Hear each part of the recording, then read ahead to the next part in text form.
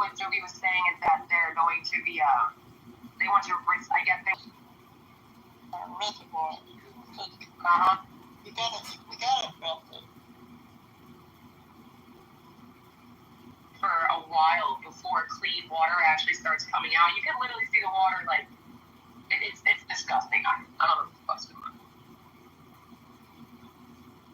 But it's not brown like Flint's water. Damn near. Why? But I saw some person invented a water filtration system that was portable, and they had it on the Ellen show like 7 to 8 years ago during when the Michigan water crisis was on the top 10 of everybody's list of concerns, and that was some time ago. Yeah, I have a filter on my faucet in my sink. My bad.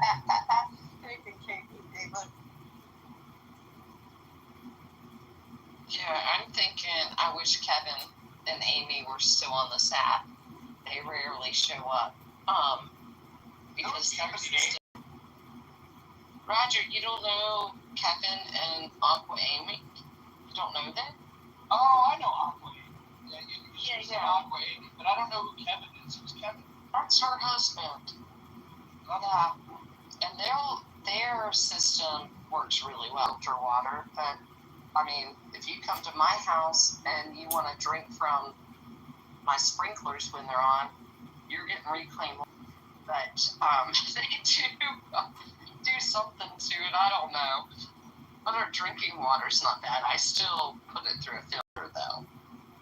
Yeah, I have like 3 filters in my fridge that I use for water. Because even ice tastes like gas. I can't even use the ice in my refrigerator. It's disgusting. It literally tastes like gas.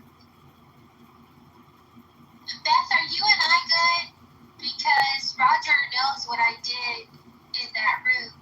And then we had a replay right after where it's on record where we discussed my decision. No, I did speak, Roger, to John the other day. He was in a room, and I saw him. He was actually acting normal, which was a good change. Well, yeah, he's running for Congress. He's going to help the American people. I'm just wondering if maybe right now might be a good time for us to talk about how we can help John Kitover, get on the ballot. No more spending and no more borrowing. John, I'm going to mod you. If you post the link up top, you can get rid of this survey we have, and maybe we can just post that link up there, and we can encourage people to fork it over for John Kitover. Wow, thanks, Mojo. Let me pin the link. Good morning, everybody. Hey, John. Pause. I've been seeing a lot of John Kitovers. Are you the legitimate one? I am the one and only candidate congressman running here on Clubhouse who needs your help and support so we can get on that March primary. Well, sir, I will definitely help you with your campaign. That would be great. We just ask that before you go to the link that you first pray for the wisdom, at what level of generosity the Lord would whisper into your heart, and prayerfully considering supporting the campaign. You can go ahead and click that link above. There's no donation that's too small, but there are donations that are too big because campaign finance laws restrict things. But you can choose today to meet those maximum donation levels if the Lord whispers that to your heart. My recommendation for people on day one, when you're maybe just wondering, is this for real? Is he serious? Maybe just give like a moderate donation, perhaps $10. $10, I think, is a good starting point. And then the more you hear, you might decide to increase that. In fact, you have an option where you can give a monthly. If you want to give $10 a month, that's your choice as well.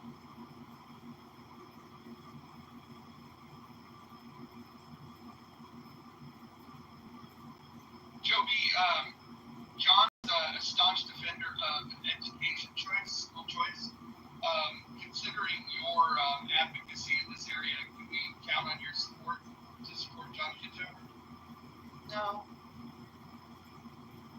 Because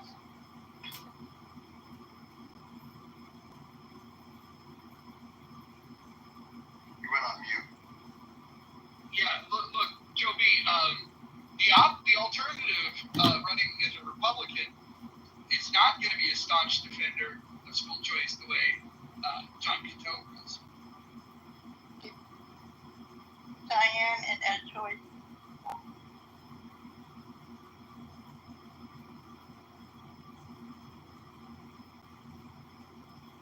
You said school choice, Joby?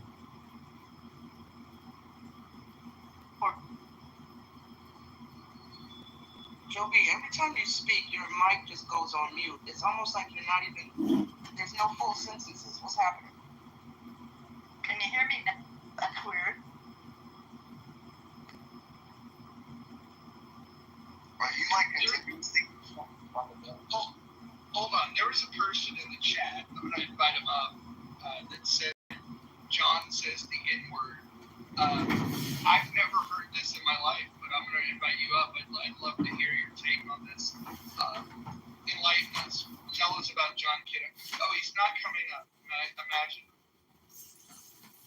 So they just say whatever they want to say in the chat, and they can't defend it. It's amazing. There's no way to talk to a future Congressman.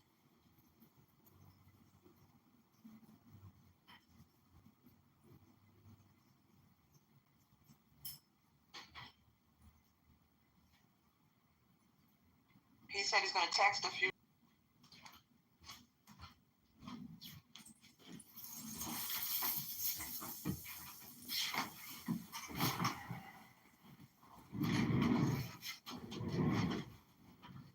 I've been in rooms daily where I hear the N-word, but Room on all of Clubhouse that explicitly bans the use of the N-word. I think that somebody that enjoys using the N-word would probably.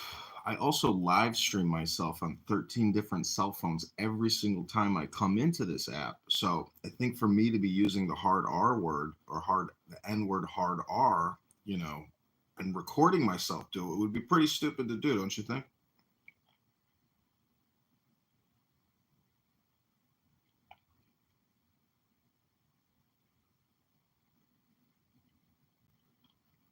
We'll bring the receipts, dark mode. I'm not lying, and I'd be happy to watch any video you have. Where he said this in? Like, They have no receipts and they've got no voice. Yeah, I get the feeling that this is going to be one of those challenges that never gets responded to. He'll leave the room, he'll never come back, and then he's trying to sow seeds of doubt. He has no. I did originally. Yeah. So wait, Joe B., what's your opposition to helping fund the campaign to elect John Kitover? I'm knee-deep in Indiana politics. knee deep in Indiana politics.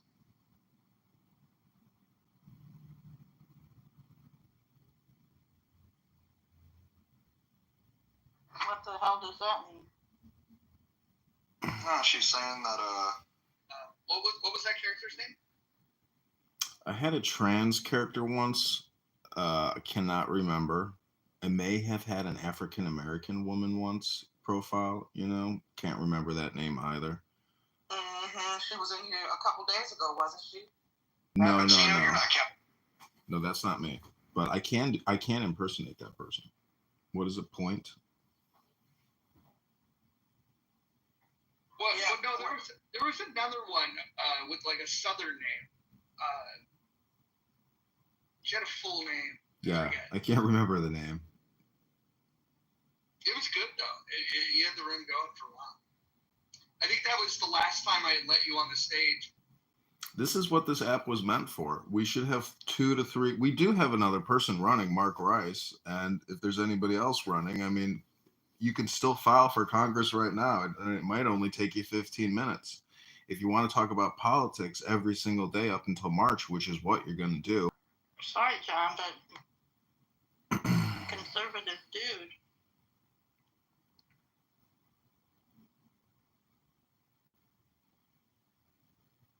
He also called the local police department on me twice.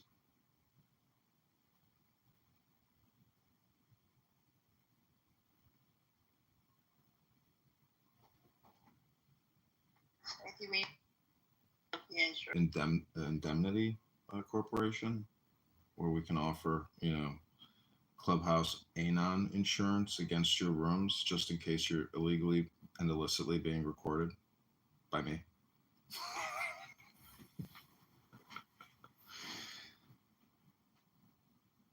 Already available. Go find. It's there. So yesterday was Whatever possible duration, and then set it and forget it. John, can you hear me? I can hear you.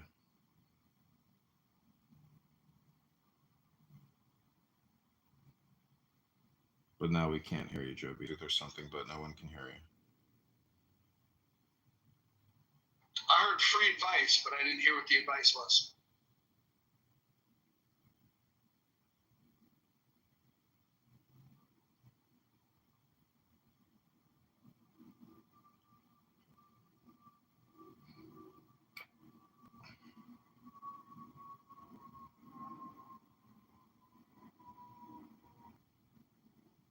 So a transition statement might be something like, now that I've told you about X, I'm going to tell you about Y.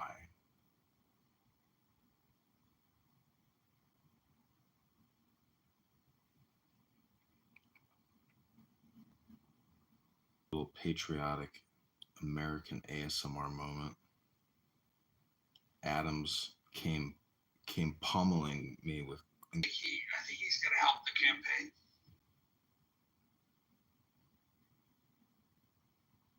I think we're going to inspire other people to also take direct action and direct communication, to the constituent, to the power structure.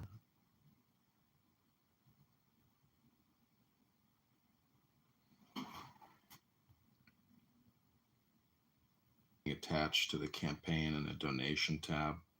So I'm going to change the title of the room to a topic that somebody might like to talk about. Any mass index.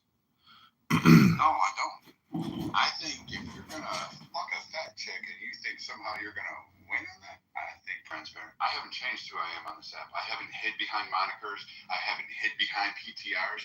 I'm me. That is literally me in that photo on top of a fucking mountain. It's not hidden. I have my Instagram. This is my original account. I haven't had to change. I've been all over. I have literally been here. And here's the funny shit. Most of you think somehow or another the little shit, the little things that you say go unnoticed, that people don't know things and can't accumulate knowledge. But I do. I know. I know a lot. And I think if you're going to shit talk my Elizabeth, I think if you're going to shit talk my kids, and then you're going to go around screaming that I tried to screw it to them, I don't really care. So now every time, I don't care what room I'm in, I'm just going to say there are some species on this planet that deserve to go extinct. Monica, Bimas, Keegan's, those white people, they should go extinct. Black people, rise up. Where is your fucking Malcolm X spirit? I'll be there. I'll march with you. Come on, let's go. Let's get the Million Man March, and let's park it all on Monica's trailer park and shut her down. I don't. Brad, did you get my message yesterday? Nope. Well, I think if we were to all hold hands and march forward and toward the campaign to elect John Kitover, not only would the people with extreme body mass index that steam off and calm down and say, you know what, let's go have a nice dinner. Nah, I'm Irish. I hold grudges. And secondly, I have met people off this app. I've had nice dinners with them. I've had drinks. I helped someone put a roof on their house off of this app. Didn't have a driver's license, but wanted a car. Taught them to drive, drove them to the fucking driver's license thing, told them how to pass their test. They get their test. The next week, take them out for a car to go get their first fucking car off of this fucking app. But that was me. I went to help somebody fix their car, put brakes on it. That sucks. I hate doing that shit. And usually you never have the part that I need, the key to unlock it. Chevys are fucking notorious for that. So I mean, you just, like, the idea that I wouldn't meet somebody just to have that. I had some guy try to come at me. Monica went around this whole app saying how close R.I.P. Brooks was a close friend of mine. Brooks, I partied with. A whole bunch of people, he was in our circle. We knew something was going on with him, but his family didn't tell any of the friends. His family didn't tell a lot of us, and then when we did find out, we kept it secret until some other twat waffle leaked it out. Monica went around here bragging and acting like she was a fucking man crazy, and that was the final straw on any type of forgiveness, was the fact that she tried to gain clout on Clubhouse over some guy deciding to end his life in Minnesota, Minneapolis, next to my backyard, and then acted like she knew him better than Gerard. I was desperate. I called Brad, messaged him on Clubhouse, and he was there for me and really helped me get out of this abusive relationship because I had like no self-worth. Everything was done. And I just want to, shout out to Brad for, he didn't even really know me then. And he was there and helped me get through it and probably in the hospital, probably dead. So it's just, I wanted to make sure that, you knew that and you remembered that really changed my whole life, bro. Like, I don't know where I'd Love up and overwhelmed. Had you not done shit about it, Keegan would have been right. He would have been the one. Brad would have been in the wrong, but because he actually spoke his piece, I had that compassion, dude, because, I didn't really have my father at that compassion, dude, because, I didn't really have my father at that time. What was going on, Brad, so it was amazing time. What was going on, Brad, so it was amazing to just have that type of You're a good one. You're yeah, this too shall pass. Wake that the fuck up. I hate to play the devil's advocate, but Pockets, are you aware of Brad's position on cutting Medicare and Medicaid? Are you aware of Brad's position on cutting Medicare and Medicaid? I'm aware. And I still fuck with you too, John, just because y'all believe it.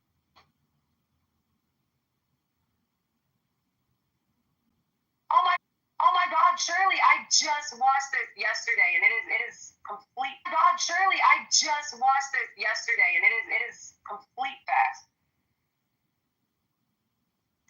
Those are complete facts. Yeah, but it's more like a setup. They want. See, that there was a gentleman in the room that was saying he was glad that they were going to up the police force in Washington because he was tired of seeing people die on the wharf from fentanyl when he was there with his family. I don't know. And Washington, D.C. does not have a governor. So, he's kind of got control over the National Guard in D.C. I don't know. I'm not.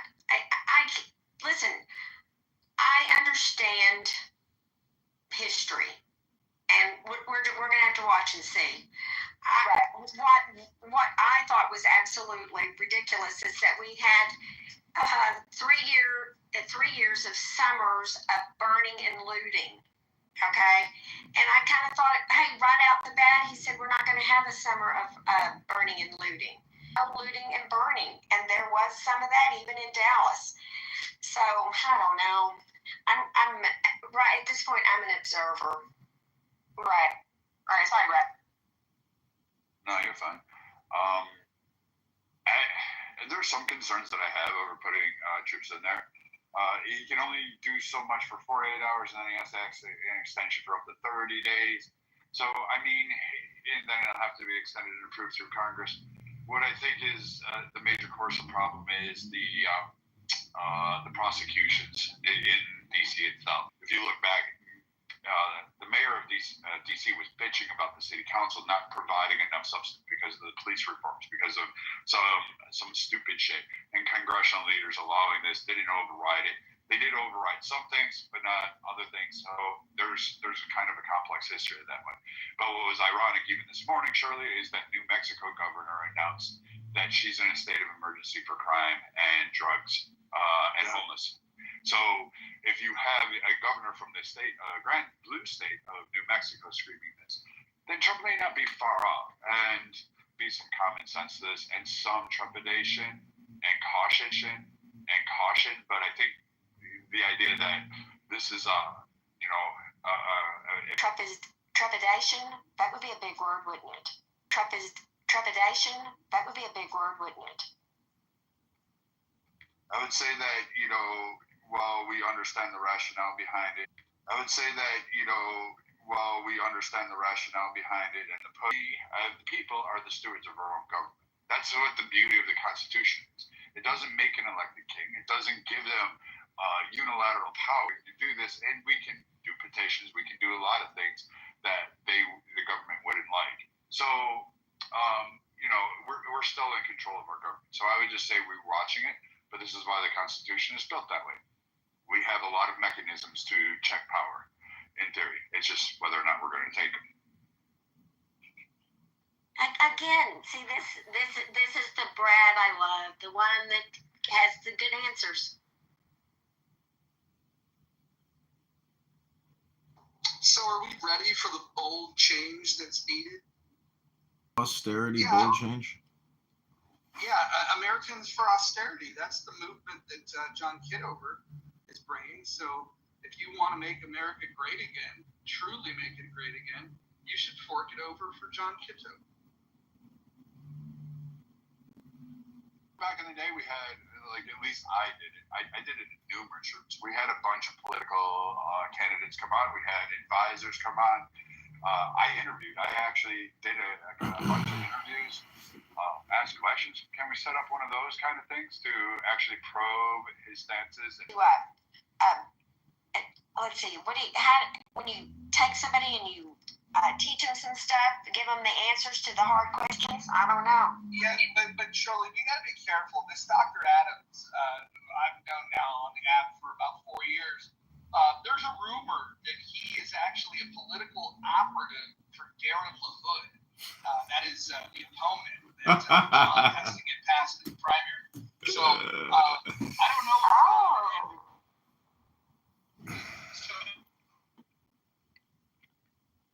This could be true, but I was given some advice by Joe B about transitions. So you can always improve, be more clear, be more effective, be a better what? Make sure you don't lose sight of the main point you're trying to get to. A lot of people get lost in trying to set out the painting of the picture to sending the message rather than actually getting to the message. Do you feel me? Anyone in the audience or anyone on the stage, are you ready for change? Are you ready to have someone that's going to actually fight for you, or are you? Would you rather stay with the status quo? It's an honest question.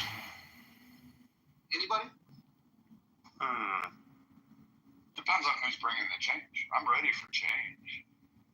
In all seriousness, all snides and all jokes and all little fucking. He talks about the debt. Okay, you got a good understanding of the financial crisis that awaits. But then on your district level that you're running for instance, how are you going to handle the immigrant crisis that's existing on there and also the zoning issues that prevent anybody from developing those areas or into housing or bringing in affordable housing or destroying old waste areas and not use warehouses to house illegal immigrants? Dollars on housing them, feeding them, giving them $6,000 cash cards. I don't think ICE can find them soon enough, and they're all lined up right there. If we had more ICE employees, we could get these people out of the state of Illinois and back to their home country, and that's my opinion. Okay, so this migrants the city of Chicago. Yes, so they all come from the same state budget. Yes, but your statement is actually inaccurate for your district. You should actually learn more about what's going on. It's just your opinion, mother. You're not in Rockford. You're not in Peoria. You don't know. My friends and family still live there. Bro, pick up the phone and call people. A little courage to enact change. Are you ready for change now? You don't want that kind of change. Positive vibration. Too bad he didn't know about the Mojo positive vibration. To change, because I don't believe I would make the French Revolution look like a snowball fight amongst middle schoolers.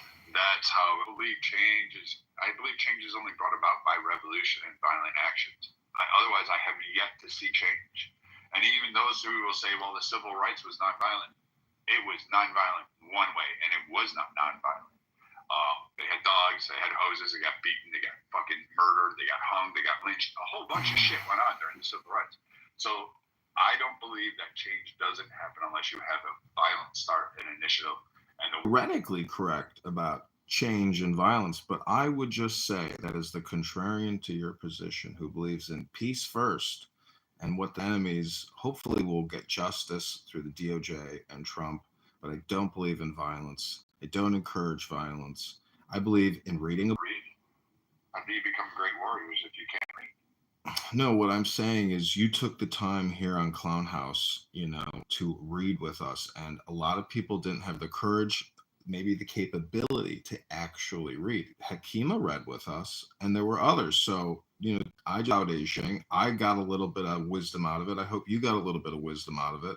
And we demonstrated that you can come together on a social audio chat app and, actually create some change to the discourse and inject a new script, because the road rage conversations on this.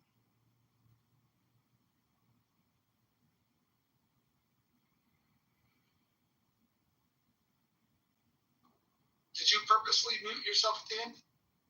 I did, yeah. I don't have anything else to say other than the fact that I have recorded 40,000 videos of everybody in this room talking about nothing. If you did any critical self-analysis about what you're saying on this app and how it's actually not created. If anybody is feeling in their core the mojo positive vibration, I would ask you to prayerfully consider making a generous donation. So I'm going to say this, that there happens from administration to administration by about 4 or 5, like you can say 4 to 5 degrees one way or the other. Like there's not a whole lot of change from administration to administration. Now over time, there have been power grabs, there have been significant changes. FDR created a new society, the Fed was created, and 1913 you have a whole lot of issues that are going on, and policies do have long-term implications. But the change isn't necessarily done overnight. It doesn't persuade. And anybody who says they're going to Congress or the Senate and say they're going to change politics, they're automatically fucking lying. Like I've heard this line all my life. You're not going to stop wars. You're not going to stop the policing. You're not going to change the debt. You're not going to be able to cap off any of that. You're not going to improve trade relations, let alone between Canada and Mexico or any other fucking nation out there. Because quite frankly, it doesn't work that way. And you don't have the power to do so, and you're not going to bring in puppets in your own backyard. So I'm going to have to respectfully rescind any kind of offer of financial gain for your campaign until you've actually stepped into the role and actually start stepping up and proving yourself. So can I ask you a question, John? What made you decide to want to run for this district if you don't live there? What was the inspiration for it? Hold on one second, Mother. I just want to address what Brad said. Yeah, Brad, I welcome healthy and constructive criticism, and the fact that you don't want to give $1 or $10 or $1,000, I respect that. Make use of your money in the best way that you deem fit, because I think billions of dollars overseas, I know there's common ground that we agree on. I've heard you talk, and I agree with 99% of the stuff you have to say, except I think anybody who would make a judgment on these debates, these Keegan-Brad debates, is a fool, because to even listen to it, I think is a waste of time. But I understand your position, and I too would fight in the same way that you fight against a lot of these demon cacklers on this app that drag you down and waste all your effing time. Okay, go ahead, Mother. No, I was going to say, so I'm trying to understand the logic behind your decisions. What inspired you to run for a district that you don't know very well, that you don't live in? Is it because it's easier to run in that district to a Chicago district? What was?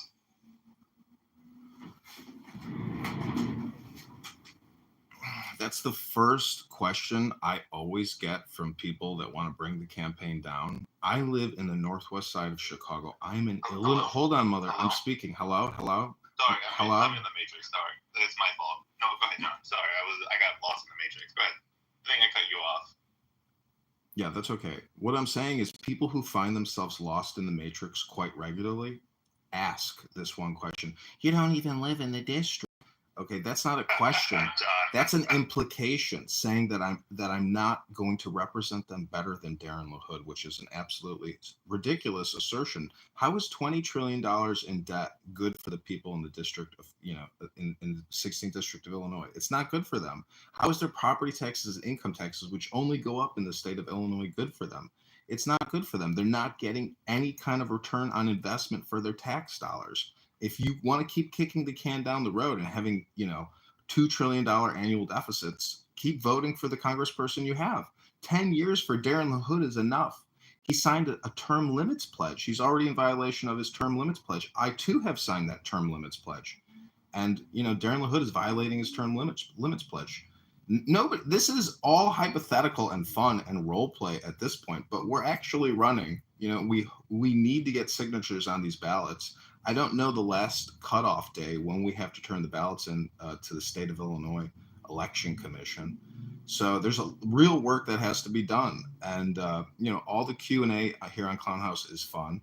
But, going many days here on Clubhouse for 18 hours a day, today I am going to take a break and actually, disengage from Clownhouse and go to the beach and get in the sun and, experience life because, this is all just for fun, but this is good organizing and good communication here on Clownhouse, as opposed to listening to, heated conversations about nothing and, roast rooms. I mean, you can roast me all you want. I'm down to be roasted. So, okay. So in that 4-minute response, well, not 4 minute, 2-minute response, you somehow did not answer the question that was asked, right? Completely avoided the actual question and ran around in circles, kind of repeating the same thing you say over and over again. You're in a room asking for money for your campaign. You should be expecting people to ask questions and not be. Go ahead, ask tough questions. People to give you money to help you launch whatever you want to launch. I asked the question. I didn't get an answer to it. That's fine. Okay, let me ask you a diagnostic question. We're $37 trillion in debt. What is 37 times 1,000? Why does this matter? Because it's a diagnostic question to see how good you are at mathematics or maybe accounting or forensic accounting. I don't know, Mother. We're trying to figure out your position on the $37 trillion in debt. I asked you, and then we circle back to your other questions. Answer the actual question I asked you. Okay, well, first of all, you were in the Matrix. Maybe you didn't hear anything. And I feel like I've already addressed your question. That's fair. Are there any other questions from possible donors today to the campaign to elect John Kitover? Well, I have a question about this desire to know why living in one area and representing another area, why that's a conflict. People oftentimes can live in the suburbs and drive to work in the city. That doesn't mean that they can't contribute greatly to the company that they work for. So I just don't understand where somebody resides, how that impairs their ability to be able to do their job. This is wild for this to be a response because Republicans consistently trash Democrats who send money to elections across different districts in the country because they don't understand the needs of the local people. They don't understand what is actually going on in that district. I found it to be quite silly of a statement for someone like John, who lives almost, probably an hour away from this district, isn't even going to bother to get in his car and won't drive over there and actually understand. We're going there, Mother. But Mother, another perspective. See, you said he lives an hour away, as if it's a long time. He only lives an hour from it. Only an hour. Only an hour. $15,000, $20,000, $25,000 to a candidate to help get them springboarded. You're asking for that kind of donation to John Kitover to run for the 16th district and do not have any idea what Cameron Park and what's going on in the Oriental Market area and what's happening over on Haynes Ridge. Those areas Valid opinion. Doesn't he have to register with actually the state of Illinois?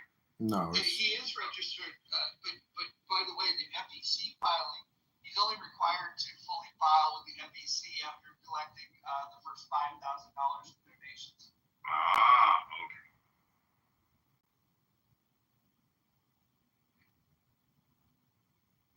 This time, I'm gonna pass.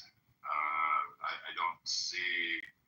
I won't be donating one penny to that because, again, Nicholas asked some pretty pertinent questions. Even if you live an hour away or only an hour away, you should know about your backyard that the facing those people in those districts. Otherwise, you sound more like AOC and less like somebody worried about their constituency. Got it. All right, well, you're out for today. And Brett and I agree that's an uncomfortable place to be in the world because Brett and I rarely agree on things. Okay, you two have dragged this campaign down just enough for the moment. I encourage everyone to click the link in the chat, view the FEC registration. There's a lot of accusations from people here that regularly make death threats every single day to people on this app. Apparently don't even know what they're talking about when they're making death threats all day long on here. So that's okay that you're out of the campaign for today, but I pray for your peace. I pray for your health, your wealth, your love. And just because you don't live somewhere doesn't mean you can't help the people that live there. You know, I am living where I have to live. If I could live in a beautiful house in Rockford or Peoria, I would love to live in a beautiful house. Tell you what, if I get into Congress and have a $200,000 a year salary or $175,000, I will actually rent an apartment or buy a house if I can in Rockford or Peoria. But right now I live in a house that I own and that I have to manage here and do all the landscaping and help with every little detail. So unfortunately, I can't get out there and live out there. No, I'm just telling you, Brett. Brett, I'm just saying. Brett, the point is, I may not live in Rockford or Peoria, but I want to represent the people that live there. Somebody asked you what are the chief priorities and concerns of the people in the district. That's all they ask. Well, your mortal enemy, some little dork on here named Keegan, who you have no voice control with and are constantly saying, I hate to tell you, Brett, if you look up the law, making death threats on social audio chat apps is illegal. That is illegal. You cannot do that on the internet. Look it up, Brad. I know you're concerned about laws and jurisdictions and precincts and geographic proximities, but on the internet, in the ether, making death threats on the daily in every other sentence, it could be Tourette's, it could be a traumatic brain injury from service-connected event, but it is illegal.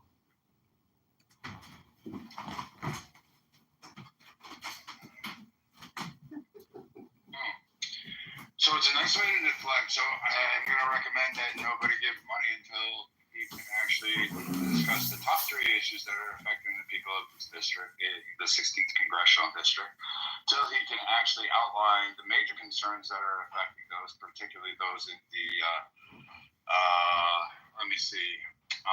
particularly those that are, concerned about the immigrants being shoved into warehouses that are filled with asbestos and have been there for 50 fucking years.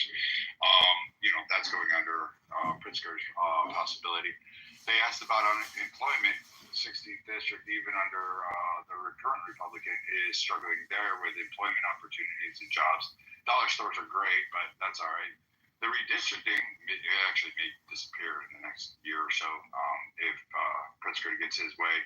But they've already redistricted the hell out of this. And so, I think you should, understand, McHenry County and a few others before you're soliciting funds on Clubhouse and try to get people to believe you're actually running a serious campaign other than just grifting. You saw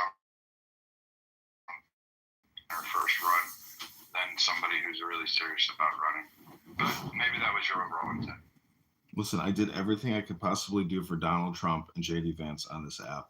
And we smashed Kamala Harris and Tim Walz. And I got to tell you, Augustus Palante, who's working with this campaign to elect John Kitover to Congress, he helped Secretary Kennedy get to where he is. And Kennedy gave his votes to Trump. So I got to tell you, Brad, I've done a lot. And I think that people on this app have successfully regime changed this government. And we have Donald Trump and JD Vance and his entire cabinet because of people on this app battling these liberal, populist, socialist, Democrat demons. The Kamala Harris cackling demon of thousands of witches on this app and all the freak shows on this app like Mother. We defeated you. Trump is in office. And I got to tell you, I believe that we have to stop borrowing and stop spending. It's not the Republican way. It's not the American way. Plunging us into further debt at $37 trillion is anti-American. And a lot of the TDS people have ADS, which is American derangement syndrome. There's a lot of people with ADS on this app. I'm not one of them. I want to stop the borrowing and I want to stop the spending. I'm running for the 16th district in Illinois for Congress. Brad's a no today, but I hope you'll be a yes tomorrow because we need at least $1 from you, Brad. We need your help. We need your support. And Mojo, as the independent contractor, helping with this campaign, who is organizing these fundraising bombs in town halls. Shout out to you, Mojo. I hope everybody has more of your positive vibe. No, he doesn't for the campaign. He's organizing clown house rooms, fundraisers, and I thank you, Mojo. It's such a positive vibration. It's better than listening to never-ending death threats. No, not really. It just is called deflection. And, again, he was asked a simple question. Nicholas said, what are the chief concerns for the 16th Congressional District of Illinois? You live an hour away. Can you express those? He can't. He talks about the $1 trillion debts. He's soliciting funds off a clubhouse for a campaign. And, I'm sure there's probably some legality that he's probably done it through, but maybe not. I don't know. Overall, I would say that donating to you, no, I wouldn't. I've donated to candidates on here. I've actually donated to Christian Lamar's opponents. I've given a lot of money to his opponents. I thought he was ridiculous. He thought he could piss me off one day, so I said I was going to donate to his opponents, and I didn't give a shit who, and I dropped about $10,000 into his opponents' pockets. Wow. Well, I like Christian Lamar on this app. I think he's a good speaker, and I've heard him say a lot of things that I agree with. But what was it that he upset you so much that you gave $10,000 to his opponent? He wanted to have Trump, and he was going to advocate for having the federal government determine who and which group that would be aligned to be able to conduct business in the United States and who their customer base would be. That was his overall perception. And he had pissed me off. He also pissed Roger off that day because Roger got really fucking heated. A whole bunch of people got heated that day. And I said, I'm going to donate to your opponents because, quite frankly, I don't want you on there. Because all you were doing is presenting communism under a Republican government. Well, I say turn that frown upside down. Take the deepest breath of the day. Hold it for 10, not 11, 10, not 9 seconds. Don't like me. And I believe that one of the primary reasons why people don't like John Kitover is because he has recorded you talking on Clown House. For Marshall, what say you?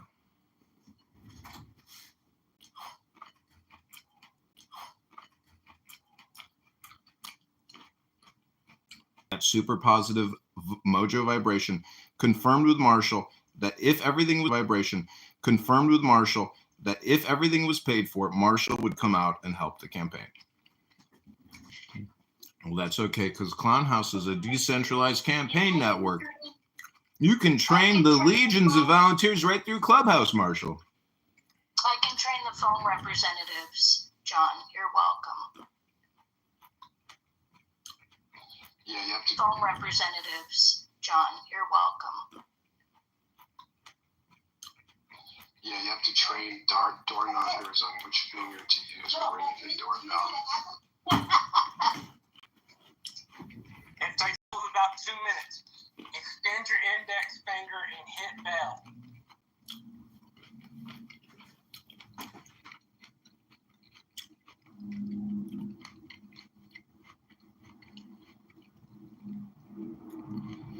Oh, I'm sorry. Some of you may be unaware of why Roger, aka Mojo, the super positive vibration, has decided to allow me in these rooms as opposed to kicking me. He has granted me this opportunity to use this platform and help organize fundraisers and money bombs for the campaign to elect contributor. And one of my most greatest YouTube moments, and making incredible records and recordings with JB. Thank you, JB. God bless you. The people in the 16th district, thank you.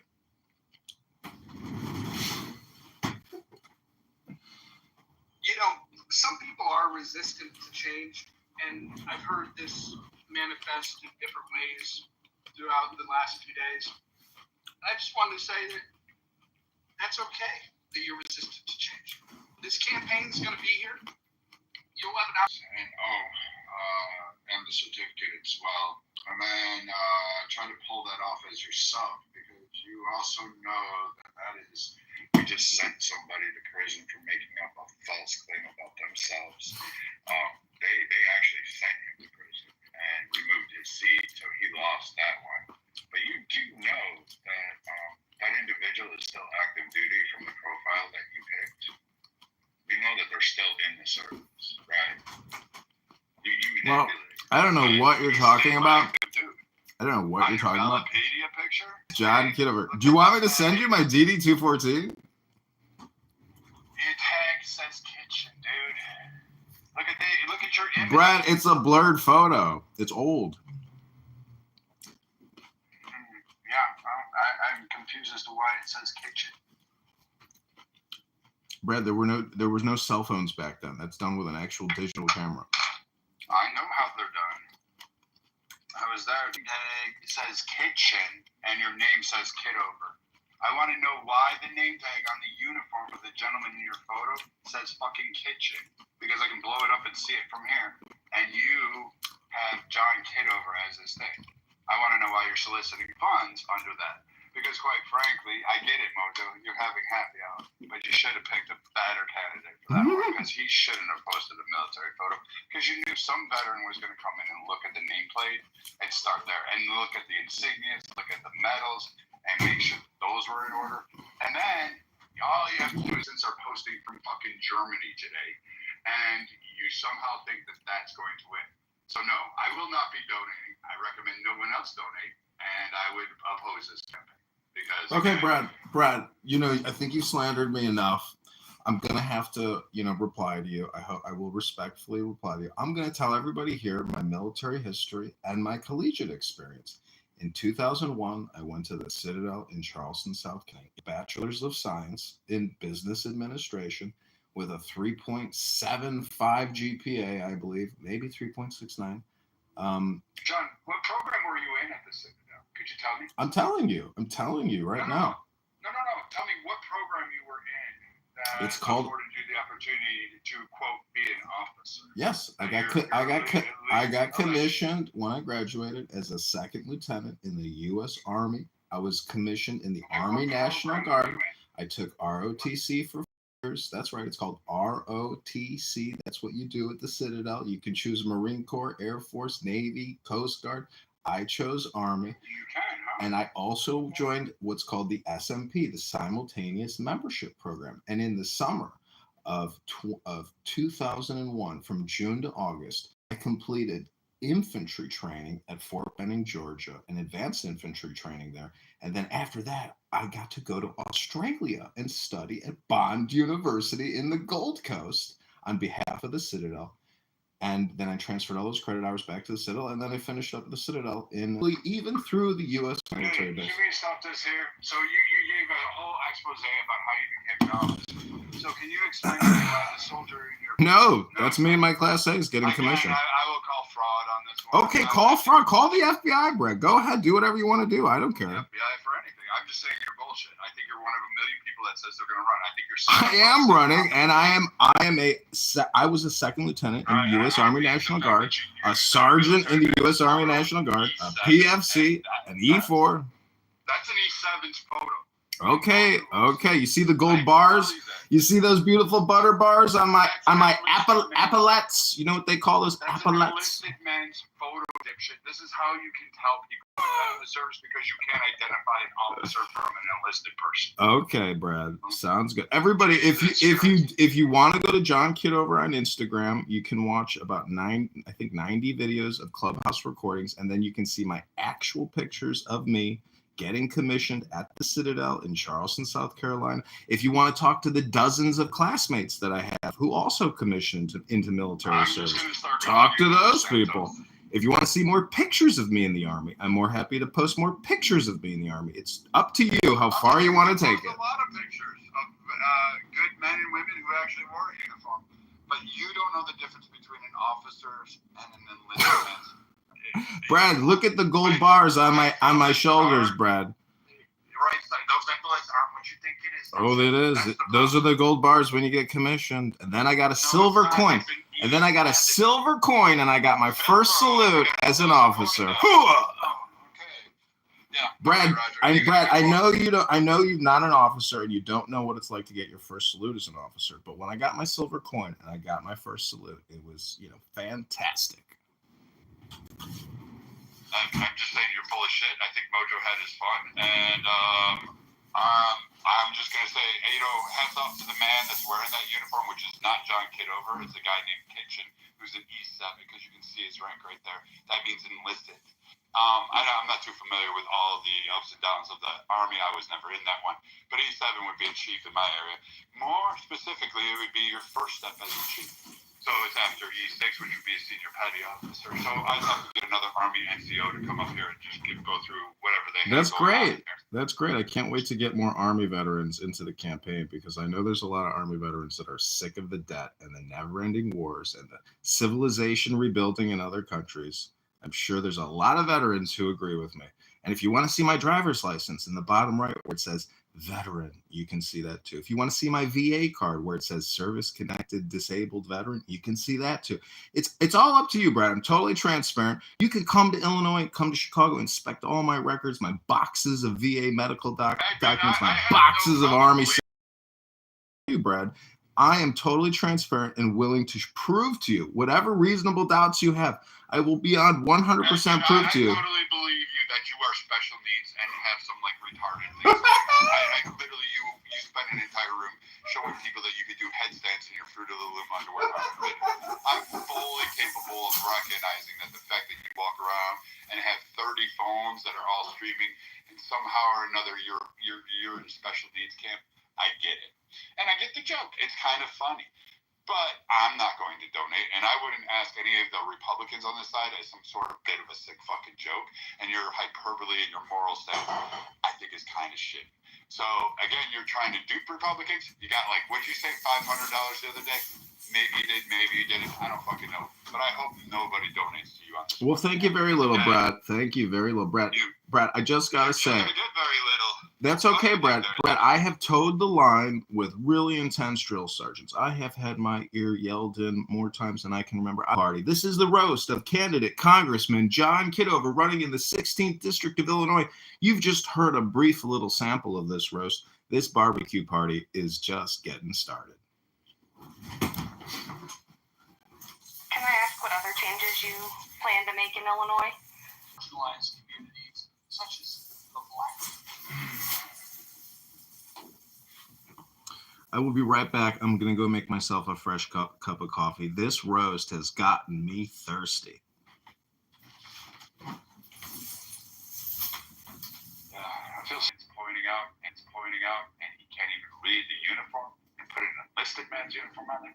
Fucking miracle. I'm amazed. And then claim to go through crime and soliciting funds. I believe that is actually a crime. I do believe we prosecuted people for that multiple times in the past. I'll have to ask a lawyer.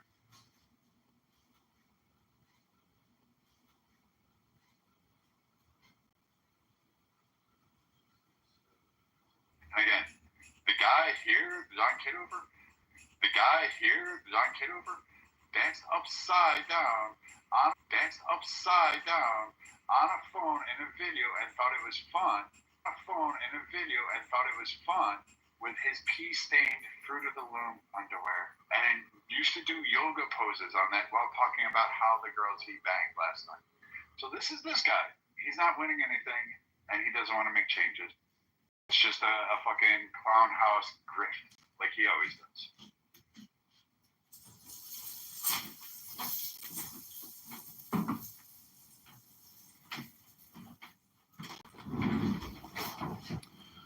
Well, you know, I gotta say, it's better to be friends for life than enemies for an hour on Clown House. And Brad, I want to be your friend. I want you to donate to the campaign to elect John Kitover. Just $1. $1 could change a lot. You know, in Judaism, they call it tshuva, which is a donation. For Ethiopia, or what is the name she goes by? Anyways, she said she agrees with a lot of the things that I was saying. And then as she roasted me, I created a YouTube reel for 3 minutes, and I told her we're going to use that roast in an advertisement. So Brand Identity will be used in an advertisement that we run on Google YouTube in the 16th District of Illinois. So just because you can't donate your $1, you sure can donate your voice and your identity to this campaign. And I thank you illicitly, explicitly.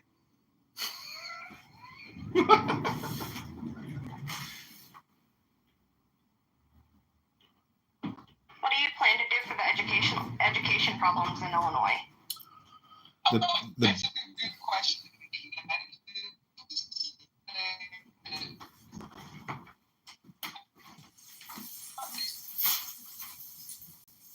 Right now, talking about Republicans, it might be wise for us to go and give Alan the pitch. But go ahead and answer Ashley's question. And I think what we should do is go over to Alan during the time and talk.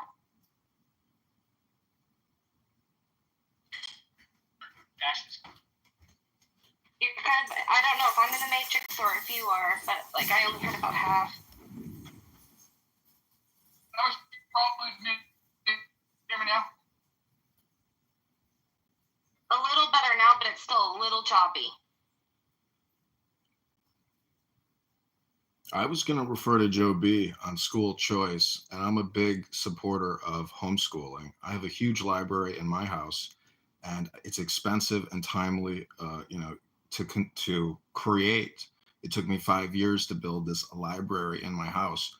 And the biggest problem in Chicago, and what I assume is one of the biggest problems statewide, is the teachers' unions, the quality of teachers, their activities. I mean, they don't actually do any real education. They do communist, socialist, Marxist indoctrination, and they're good for nothing. I say, cut the snake's head off, get rid of property taxes, and stop funding these communist training institutes that these teachers put on.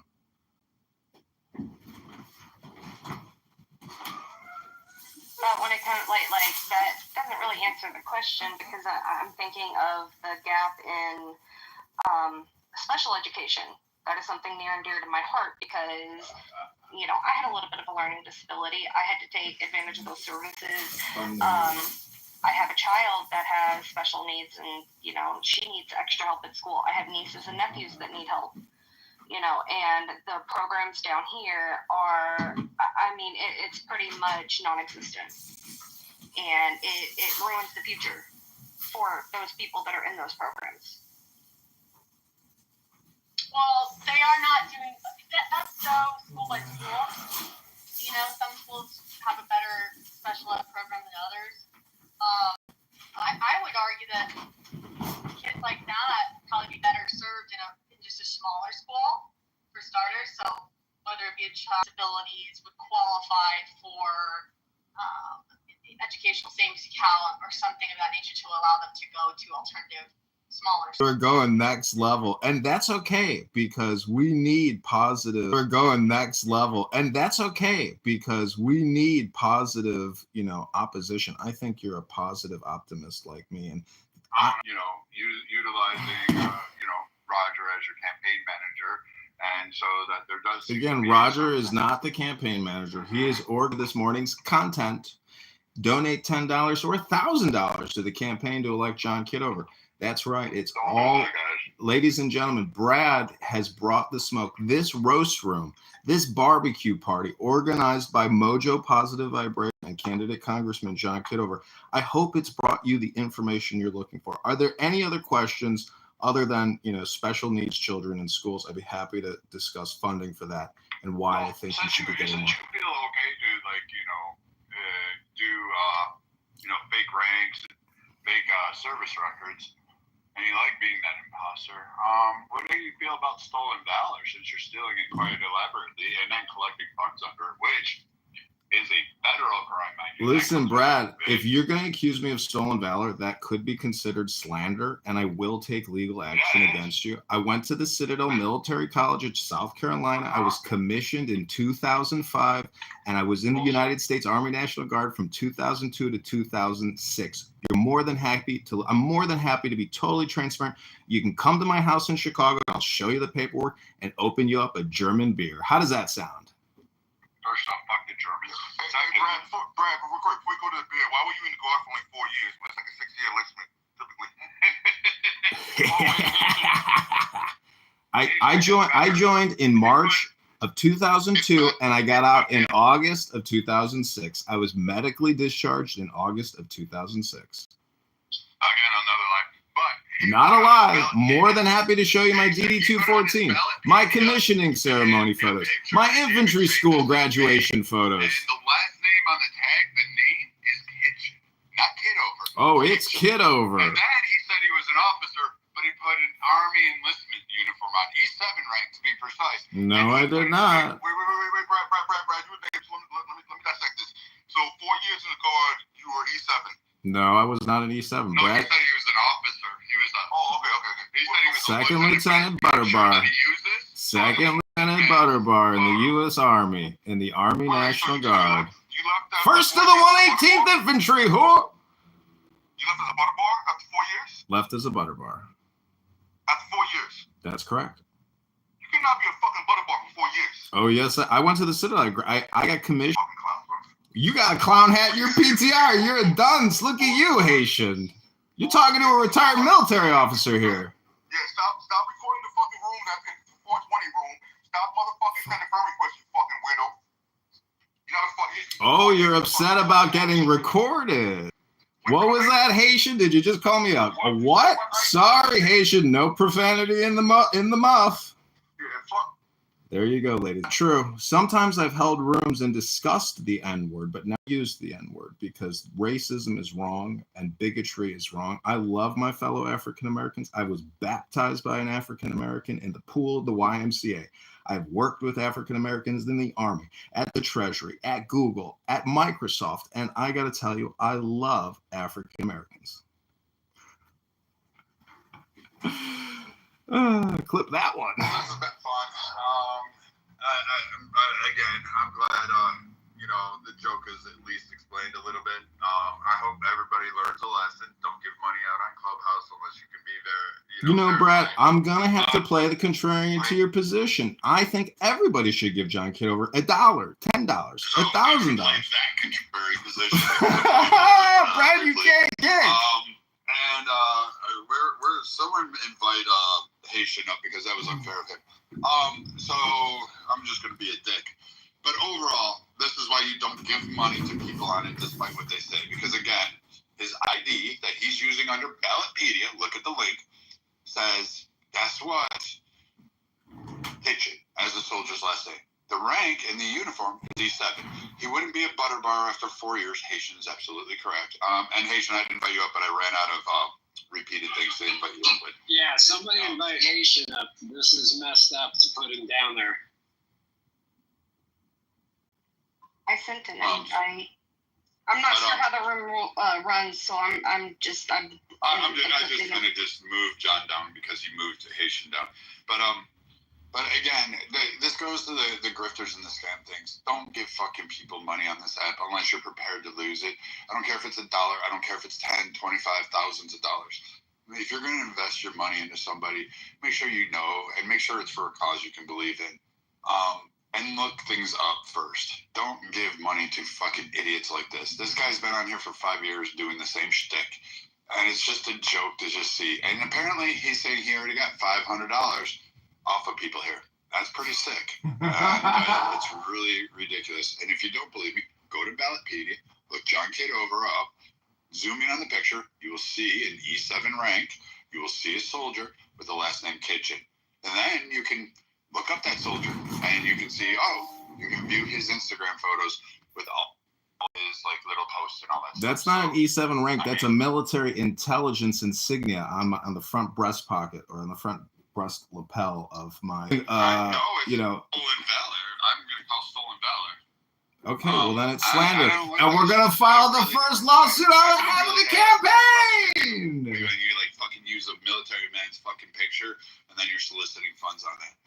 It's me, ladies and gentlemen. I'm bald, I know. You don't know if he died in the course of duty. I'm right here. I'm alive. I'm alive.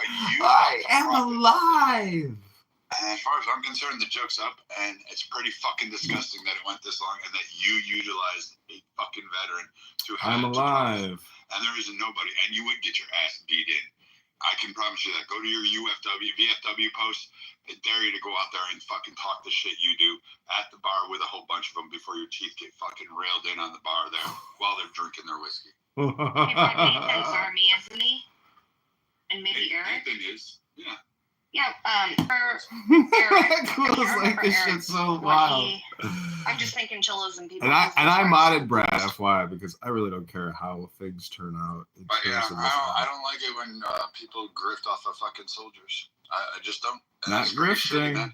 You were going to get caught. You knew you were going to get caught. That's the whole point. You think it's fun. But so now you're gold butter bars. Now you got a few laws to tangle. So I'm sure they're going to find one of those IP addresses. I'm sure they're going to find Bring it, Brad. I'm sure they're going to be looking because I'm not playing. I'm not playing either. Where's the picture here posted? An E7 in the Army, and the last name on I might go all day. I might make this my super room before I head out. Ballotpedia. And the campaign says John Kitover. No sharks. The four-year butter bar. It's true. Yeah, I never heard of that shit before. It's true. I'm an oddity in the military. For 4 fucking years. Not many people get their butter bars and then just get medically discharged like this guy. I'll be right back.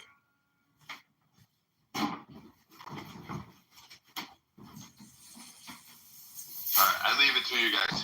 Have fun.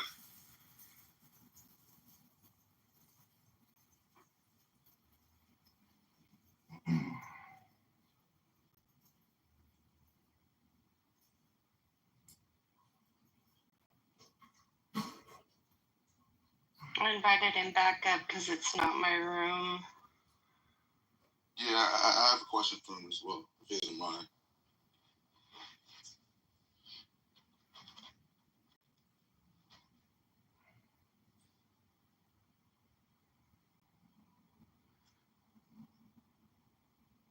Is he still in the room? Who? His PTR is here. Yeah, John, I had a question for him.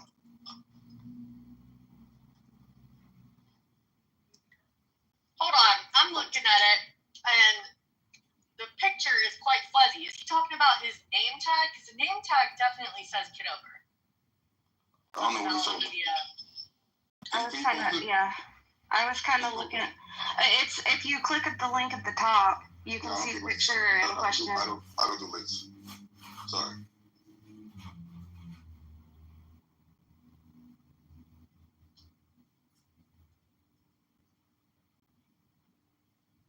I don't want to PTR somebody else's picture. If anybody else is comfortable, what is Brian? And Brian said his rank said he was an E7 rank also. Where's that E7? I'm not seeing the picture. So Yeah, okay, go ahead, Haitian. What's your question? No, how long you been traveling, bro?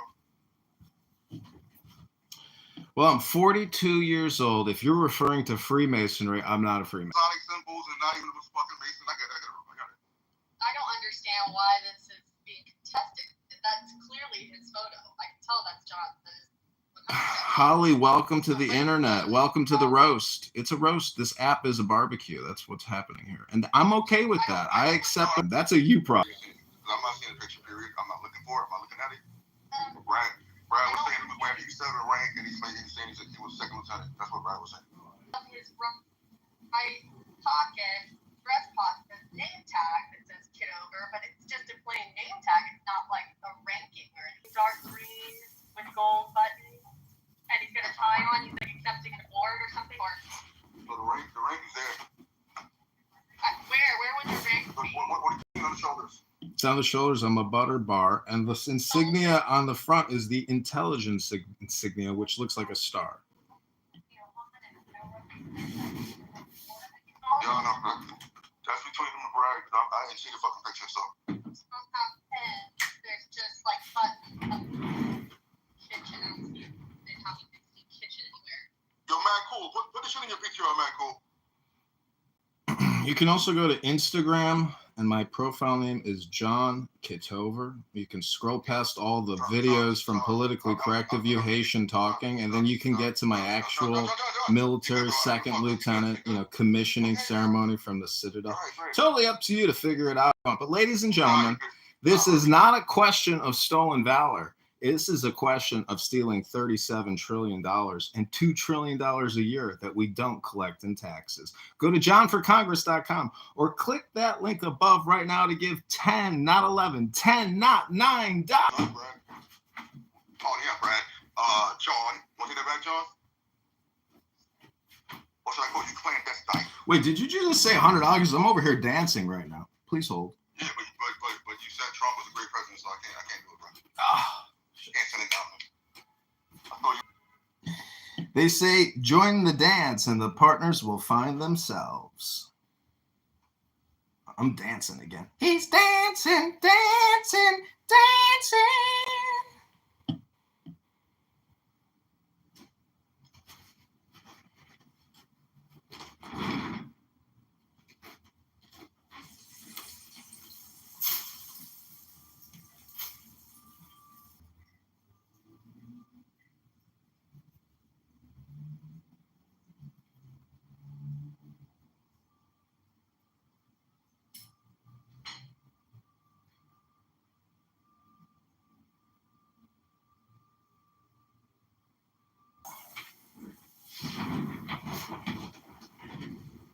Well, Hakima, what have you thought about the morning show for the campaign to elect John Kitover?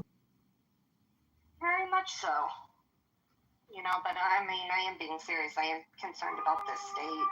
I have lived here all 36 years of my life, and I've seen everything down here go to shit. Like, our farmlands are being overgrown because farmers don't want to, like, weed piles. And it's sad. It's really sad down here. Well, change now is Adams, and one night he's going to come gushing in. He's going to change allegiances. He's going to update his PTR to John for Congress. And we are going to take the 16th District of Illinois with Dr. Adams when he breaks the camel's back. I just have a positive vibration. I think Dr. Adams is such a great performer. This might just be a front. And eventually he will turn to the campaign to elect John Kitover, second lieutenant, retired, former sergeant in the Army. Will he win this election? But Ashley, I hear you what you're saying about the farming. You know, I think we have to maximize, our farming. But, I'm no farmer. I'm running for Congress, and I work primarily in digital communications. So, I would say document what you'll see to make the primary. I mean, you're still creating content about what you'll see to make the primary. I mean, you're still creating content about what you perceive, as being things to fix. So that's what most of these Yeah, but if you ever get a chance to drive down here, it's like a 5-hour drive from you, to check out how bad things are down here and like how much they could be improved. But this whole end of the state is completely ignored. The schools are ignored. I worked in the school cafeteria, and my taxes doubled this year, almost. What's keeping you there, Ashley? Family? My grandparents. They're older. They took me in when they didn't have to, so no way I'd leave them. Well, I love it. I came back into the room to hearing somebody railing against property taxes and the injustice that they impose. There is one person running for office that is in opposition to these said taxes. And if we really care about property taxes and the violation that has over property rights in general, I would just highly recommend clicking on the link above and throwing a couple votes to John Kitover so he can go and be your voice for.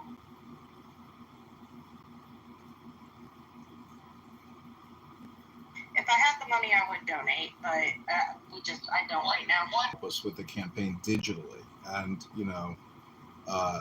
I know $1 may be a time waster for you, but if you get in our database and we get your email or cell phone number and you're open to receiving messages from the campaign directly, we need direct digital action just as much as on the ground foot action.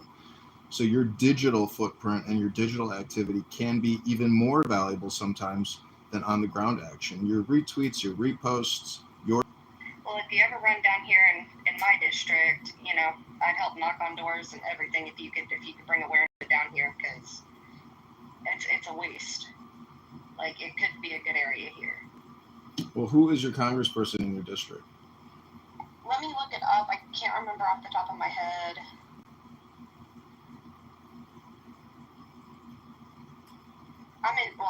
I don't want to dox myself. Do you know who Darren Bailey is? I think I've heard the name. He's a Republican. He ran for governor. He owns a large farm. He's kind of like our who was that rancher guy in Wyoming who stood off against the government? They made a movie about him recently, but he's just a very politically active conservative farmer, and he did not win the governor's race, but he, made a good showing and organized more people, to the Republican Party of Illinois to hopefully, unseat and knock these Democrat psychos who are ruining this state. We're $200 billion in debt. City of Chicago is $60 billion in debt with hundreds of billions of dollars in liabilities, just like the federal government. But the federal government has $100 trillion in unfunded liabilities and $37 trillion in funded liabilities. But nobody cares about that. Everybody wants to attack the military record of John Kitover and his second lieutenant butterbar status as an officer, a medically retired officer from the U.S. Army National Guard. Mojo, you just missed a very exciting roast of campaign candidate Congressman John Kitover. Thank you for your service, Alex. Alex is Mike Boss. He's been for as long as I can remember, too. Thank you for your service, John. Don't thank me, Pockets. Don't thank me. Thank all the thousands of dead soldiers in Iraq and Afghanistan died fighting for your freedom and liberty to give $1 to John Kitover. You can't thank them because they're dead, so I'm thanking you. Don't thank me. Pockets. Let me just say it. The best form of thank you, the most sincere form, is in the form of a donation. Yeah, I was just you're gonna say in the form of giving some money. Listen, I can't promise you that I won't make drastic cuts to Medicare, Medicaid, but for every dollar you send me, I will give back. Just, I don't know, does $100 billion sound fair, Pockets? How about that?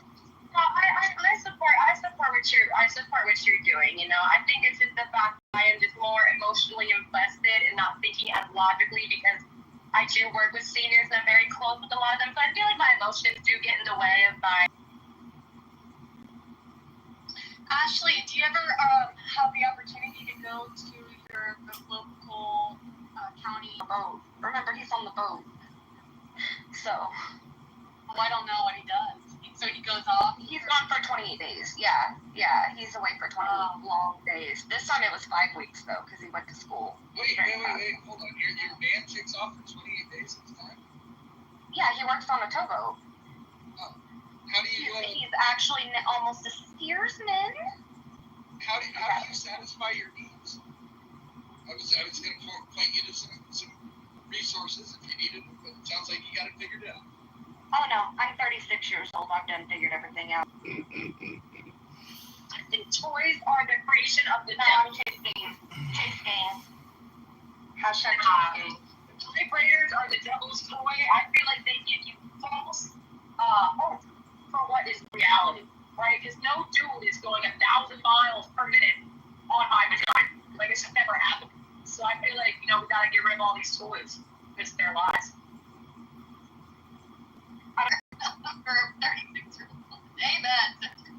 Holly, I got a question for you. Since we're on the topic of masturbation, are you left-handed or right-handed? Right-handed. Okay. I just want to know. So if I ever meet you in person, I want to know which hand I can shake. Who doesn't believe in sex within marriage? I am not ambidextrous when it comes to masturbating. My right hand plays and I can't do nothing about it. It sucks. Serendipity, are you there? I am. Why is it happening now? Because you came in the room. I don't understand. You did it. I must be some I just heard somebody say no sex in marriage. Are you kidding me? I'm kidding. Yes, it was a troll. It was a troll. I know. Hold on.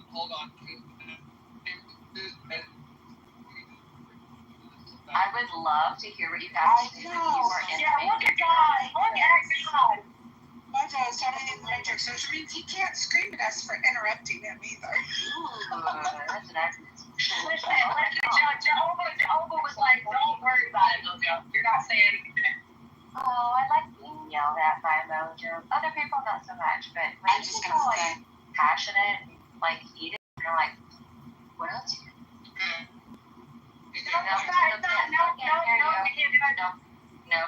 No, I'm gonna do this. I'm gonna do that, meaning we can't hear you. We love you so much. It's just like the fuck, Can okay? you hear me now? Yeah. we can hear you now. We need to change the subject because she doesn't like to hear about this. That's not gonna happen. Or that's not gonna happen. You'll know. They're grown up. They understand things, and that's not gonna happen. They're just gonna keep on talking their lovely selves. Just like the ones. And you a freak girl. Lady in the streets. Yes, you wouldn't even know. That's some crazy shit. Apparently, I'm so influential. All I have to do is go into a room. I know. And I didn't even do it, Kristen. And did you see? I didn't bring this. I didn't bring this over. Yeah. I was a very good girl. I'll be honest, I don't like talking about it with people I don't know. My best friend, like my closest friends, we talk about sex, but I'm not big on like No, I topics. totally understand. See, no, I'd rather tell my strangest desires to strangers. Don't fucking know. My friends will look at me.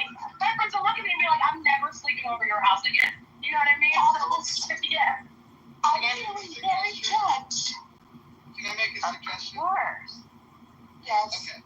So take how many times you masturbate per month and multiply that by 2.5, and that's the denomination that you should donate to. I only $20.50. I'm in the thin domination. Cash App is open. Yeah, I get off on draining men's bank accounts. I think I owe him $25.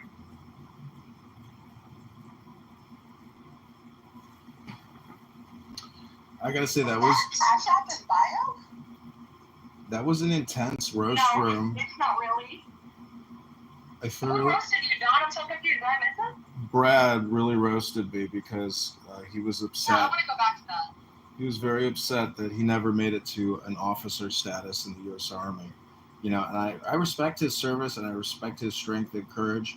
But if you're going to accuse me of stolen valor, I believe that is slander. And also, if you're going to come on here all day, every day, and make homicidal ideation death threats against people, particularly the young people who are recording you, and if you are a business professional and you do work in insurance or whatever the hell you do, I think you're an absolute madman to come on a social audio chat app under your legal name making death threats and think that that might not have repercussions for your career or job, etc. So, I mean, be careful, throwing stones. And Dr. Adams, I am 100% confident that we are going to get Dr. Adams to change over to the campaign to elect John Kitover to Congress and ditch Darren LaHood, the rhino, a vaccinologist, and super debt creator.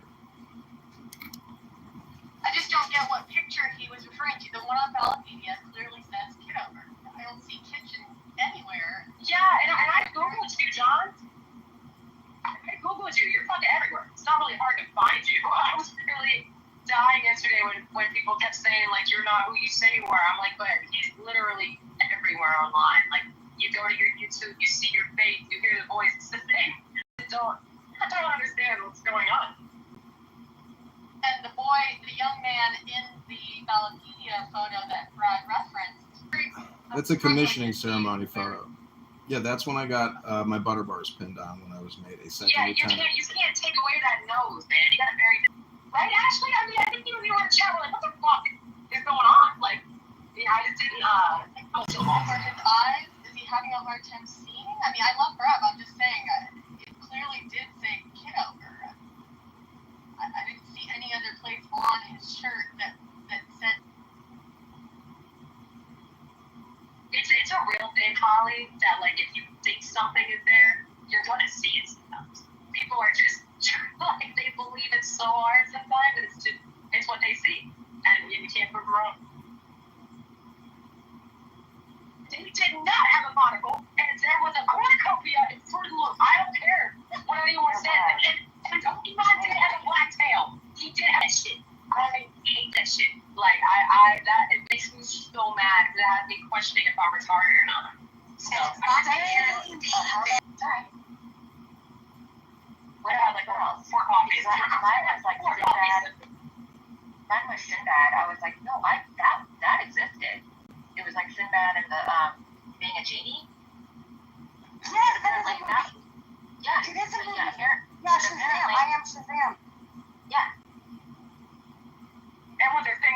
there was never a movie? Yeah, I like that movie. Wait, they're saying the title of the movie different, or there was just never a movie? It's called, I don't know, but there's something about it that they're saying, like, I think it was never like, but are my bills being paid? I'm sorry, I'm not much, but are my bills being paid? Do I have a job the next day? Are my cats been Donation. That's the best way to get my attention. How much did you donate, Michael? I'm going to keep my donation level private, but John is very aware of what I get. I need you promoting my TikTok. You are good.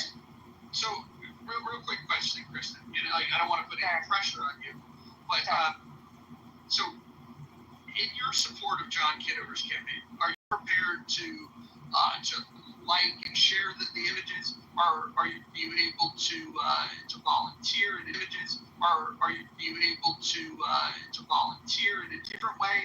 Are you going to be? If we just did this, what if everyone in this room that hasn't given at all, what if you were to just click that link and just as a gesture of goodwill, leave $1?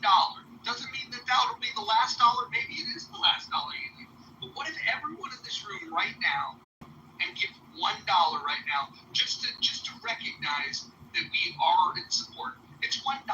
It's $1. $1. We can all afford $1. It's depending on what state you live in, that might be the cost of a single egg. If you can give $1 for a single egg, certainly you can give $1 for somebody that's going to advocate for policies that will lower your cost of eggs.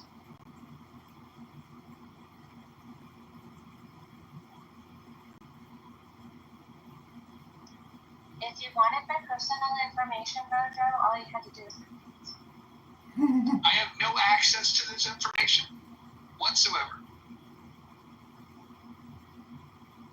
Well, then I guess you won't be happy. I'll put $1 in an envelope and send it to you.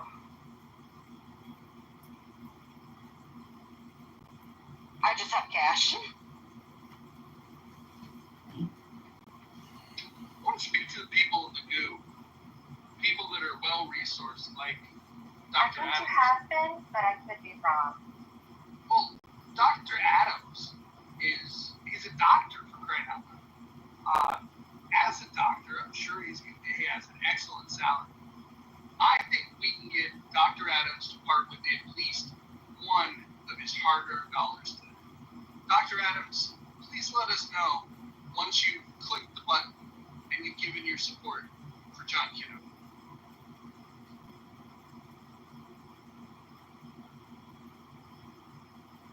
Wallace, hopefully you've given. I'm also hoping Matt Cool can give. Is Matt Cool still in the room? No, he's left. I don't think Matt Cool's as well-resourced as Dr. Adams, but Wallace grew up in the same area that I did. And I know that living in that area, he's got at least one disposable dollar that he can donate. You know what I have to say there, Mojo, is that I'm so grateful that my dollar is worth just as much as anybody else's dollar. Because I am currently in a country that used to be a first world country. That's slowly turning into a second world country. And I'm slowly turning into a second class. And I'm not very happy about that, but at least my money holds high.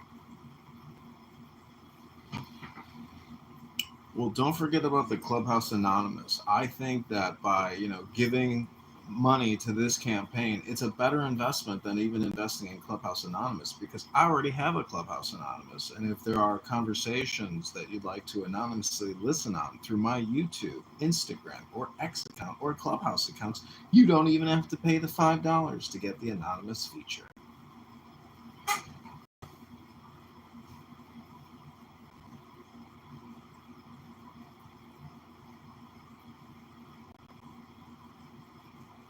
John, when you factor in every dollar collected plus the matching funds, what is the grand total that the campaign is at in less than 48 hours of kicking it off?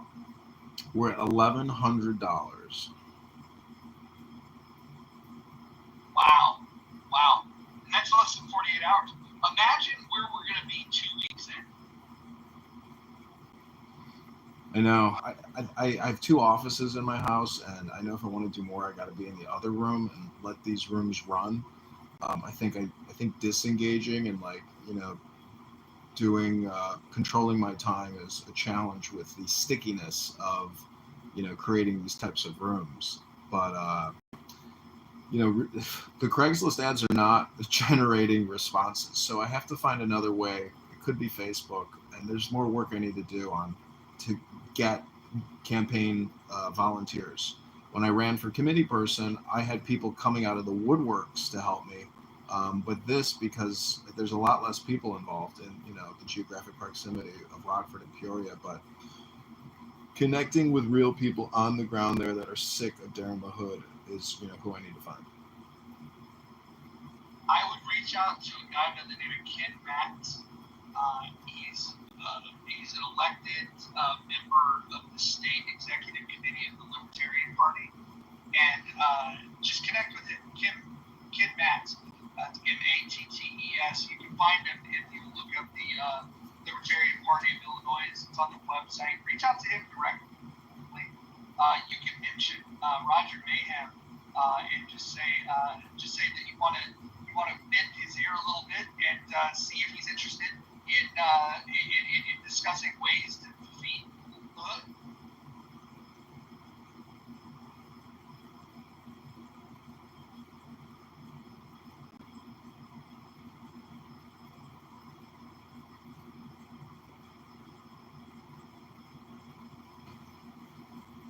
Okay, I got his information here. Ken Matz. Okay, he's got a Facebook and a website. Let me get to work.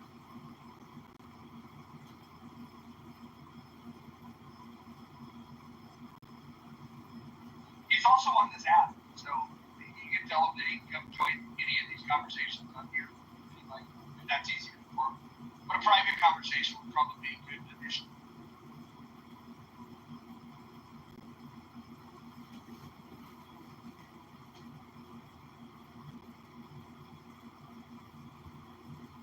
I wonder if your piece is going to donate. I know that she talks a lot about looking to help the Black community. Maybe she's willing to vote in someone who wants the same thing she wants for the Black community. Let's bring your piece up.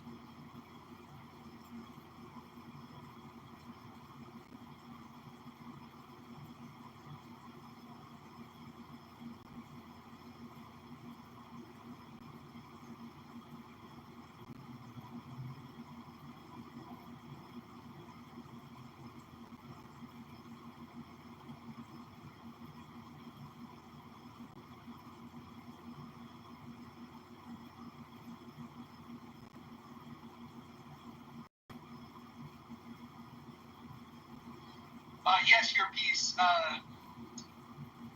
John Kitover is running for Congress. We include the link above. What he's hoping to do is make sure that the ways that government intrudes in our lives is ensured by John Kitover. But click on that link. That's the first step. And prayerfully consider it a generous donation.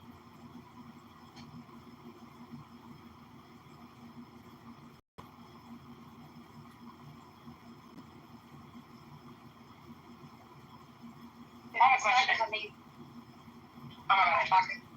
No, you go ahead. Mine's totally off topic, so forgive if you want to say it before I do. I was just going to say, I would have $1, but the thing won't let me use my Cash App remotely.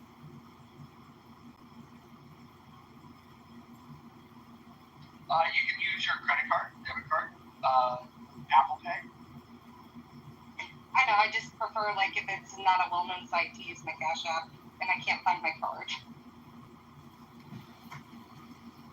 Well, I do have Cash App, but it won't, go into the campaign account, unfortunately. I can put it in the campaign account and match it on your behalf, but you have to trust me to do that. And people want to make sure that campaign, disclosure laws are adhered to. Oh, dude, send me your Cash App. I'll hook that in. Message me right now. We have Brad back in the room who just conducted the roast of candidate Congressman John Kitover. And I thank you, Brad, for all that content. Even though you didn't give $1, your content is invaluable to the campaign. So I salute you, warrior, hero, Brad. You did forget the fact that you used that sergeant, that E7. You used his picture before in season 2, right? You forget that you went around and said you were a veteran multiple times, and then got caught lying on it. I believe there's even a video because you recorded your own romantic times. But you went around using that same photo way back when. Brad episode right? 2. You realize all this shit, right? Like, there's nothing around. Brad, I'm not an E7. I finished in the Army National Guard as a butter bar, an officer, which you did not become. You're not a gentleman. I am a gentleman, an officer, a medically retired U.S. Army intelligence officer and former infantry sergeant in the National Guard. That's my military record, Brad. You can go on and on and on and on, but that's my military record.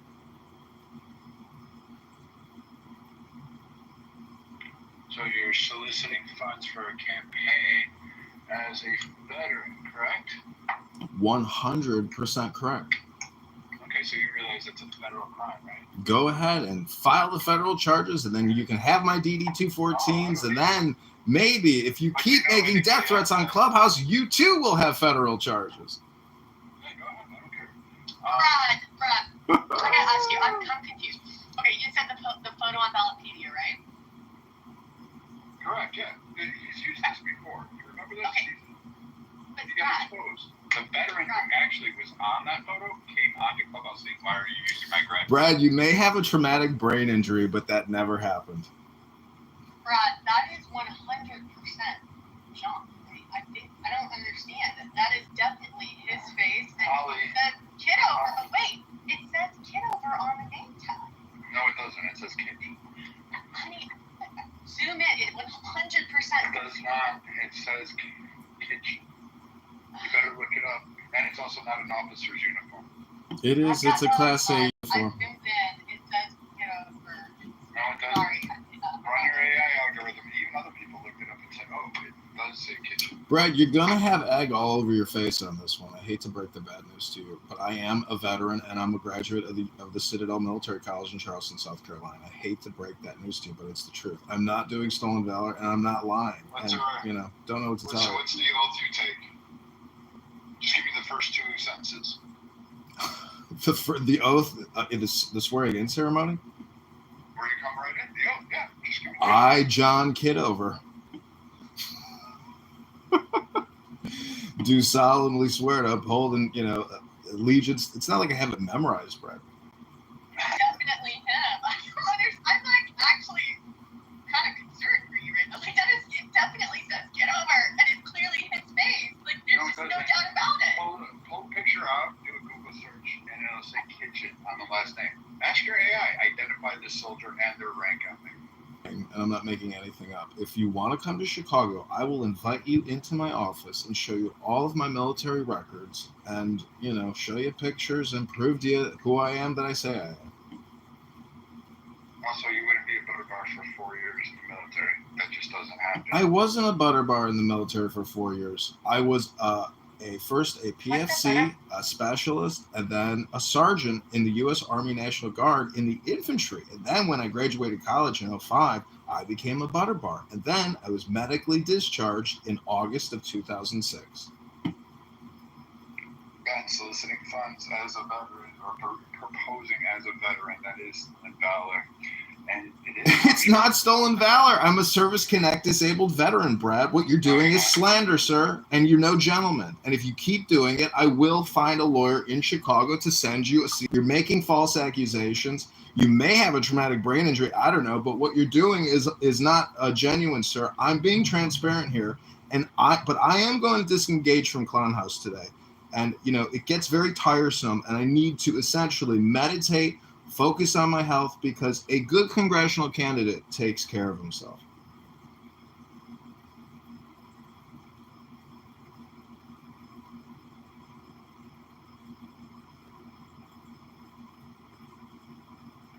Like I said, taking funds as a donation or soliciting funds and proposing that you were a veteran when you were not is stolen valor. Now, you can pretend you're a veteran in any aspect. You can walk down the street with a uniform on. But the problem comes is when you receive benefits or funds, or you raise some kind of financial gain in it, then it becomes a crime. So guess what, buddy? I guess Roger at this point, since he's advertising your campaign, and anybody there, since you said you raised, what, $1,000, $500? Technically a violation of crime because you posed as an officer on an officer that you already used in Clubhouse Season 1 and you pretended to get... Brad, it's not, I'm not posing, it's a fact. I hate to break the news to you. And I don't go around this app making death threats nonstop to obese Democrat liberal women who are, interrupting you every other sentence. I mean, if you want to tell people to grow a sense of balls, try to talk to people the way you'd like to be talked to, and maybe you can end the vicious cycle of death threats in your life. Well, I'll tell you what, why don't you walk into any VFW post in Chicago, or better yet, why don't you go up to Great Lakes, which is right there in the backyard. Brad, I'm in the American Legion, post 777. The commander, his name is John. You said Ugats. Brad, I'm not doing stolen valor, and what you're doing is slander. Grow up and stop doing what you're doing. And it goes on, he is listed as one of the top performers by sport. It says John Kitover. Baseball. 7 caliber, put on these giant suits, and I think what else? Yeah, that was the main sport I did in college. So there's confirmation of that.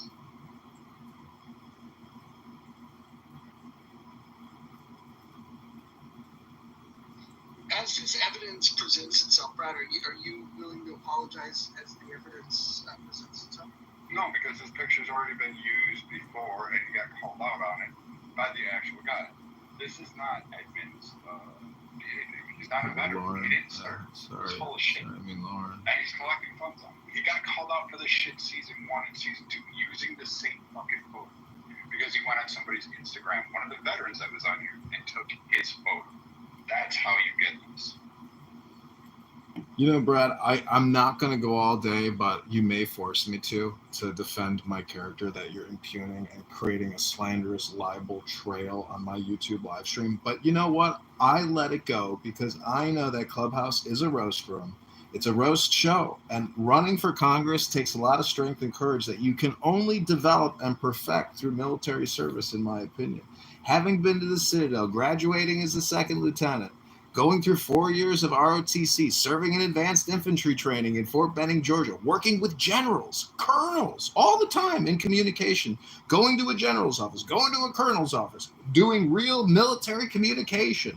I mean, I don't know what to tell you, Brad, but I'm not doing stolen valor. And, what you're doing is slander and maybe illegal with your death threats on this app. And I hate to keep bringing it up, but Brad, I'm telling you, as a gentleman and a former U.S. Army intelligence officer, it is not intelligent to come on Clown House and constantly make death threats to people. It's not intelligent. It's just my opinion. But who am I to give advice? Just a stolen valor schmuck, according to you. So, just telling you, don't throw stones and go look in the mirror. Well, I also want to read something that I stumbled across because, I want to make sure that everything's above board. And I'm reading here that in 2002, John Kitover, cadet athlete at the Citadel Military College in South Carolina, achieved a 3.82 GPA in business administration while participating in the rifle team. Like, how do you counter those facts? Yeah, that's what I just said.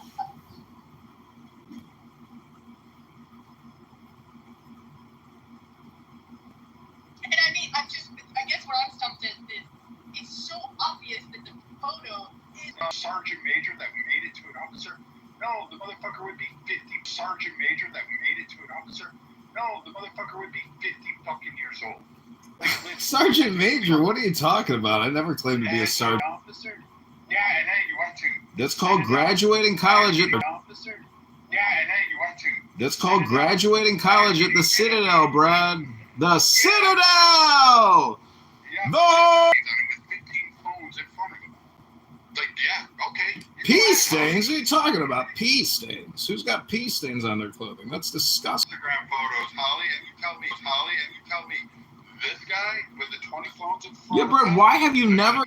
This guy with the 20 phones in front. Yeah, Brett, why have you never accepted my Instagram friend request? I've requested you on so many things, Everyone in here zoomed in. We all looked really closely. Actually, it's a little clearer if you zoom a little bit out. Now, if John changed the picture and did some fucking Photoshop real quick after I cooked his ass, that's whatever this fucking thing is. His kitchen. Comes in his kitchen.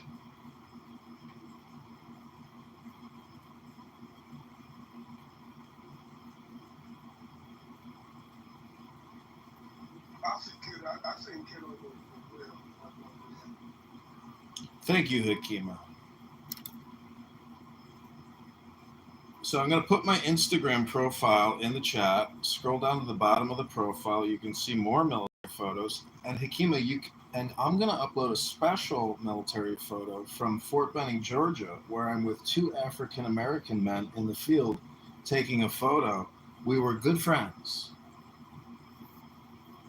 ChatGPT says the photo says Kitover, not kitchen. Also, Hakima, the African-Americans in the United States Army taught me how to crib walk. So if you ever come to the Lady Hawk, you can see my crib walk dance. I might spell out Hakima.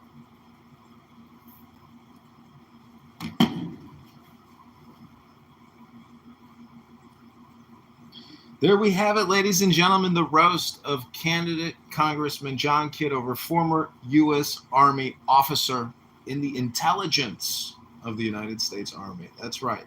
Finished my time at Fort Huachuca, Arizona, was medically discharged from Fort Huachuca, Arizona in August of 2006, ladies and gentlemen.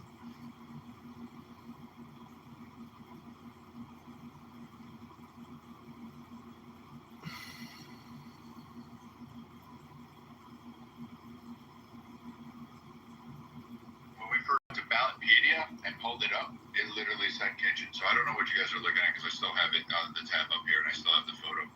But it was kitchen. And again, this is the same photo dipshit used in season 1 or 2 of Clubhouse. He was like, hey, trying to hang around veteran circle, doing his fucking bizarre fucking bullshit behavior. And sitting there going and streaming people, and he was all treated this way. It's the same thing, except now he's just basically soliciting funds, posing himself as a veteran. This motherfucker never served. This motherfucker never put on a uniform. This motherfucker never went to the Citadel. Look at my PTR, and like, that's his name tag on the thing. And that's the real when we first said it. And that's when I took a look at it. They clearly says Kitover. Well, not only that, you can do a quick little search online and you can find his background of going to the Citadel. I mean, like, I'm so confused. Like, this information's easily searchable.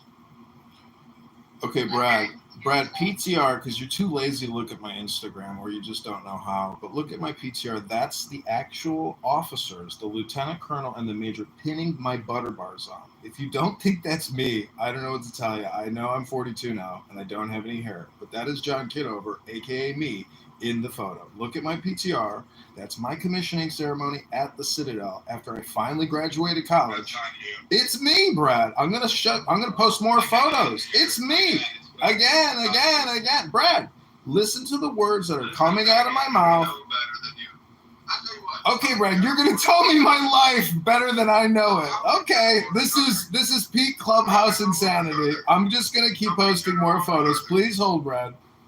How many general orders are there? Brad, please hold. I'm updating PTR photos. You can even remember the Carry out the commander's intent, you schmuck.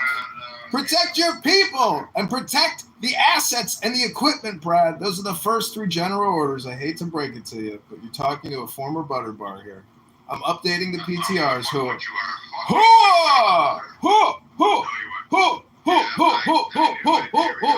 Brad, you're going to lose this one. You're going to lose it. Yeah, I think you're a fucking moron. I think you're full of shit. Don't donate to him.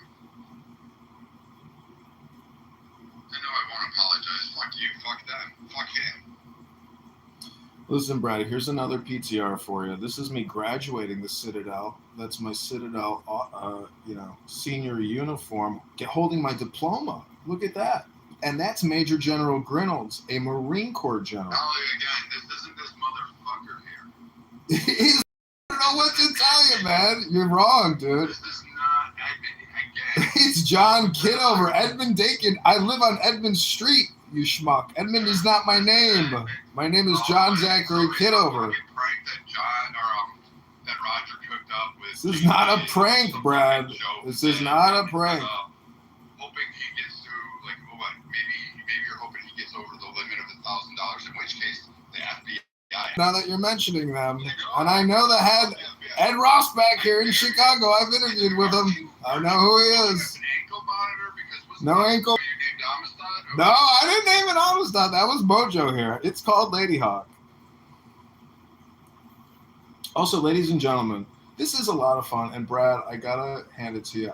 We need you. Without you, there would be no conflict, and it would be the most boring recording ever made. So I'm gonna post the YouTube live. You can see me in my Trump hat, in my Jesus Christ t-shirt that I bought on eBay.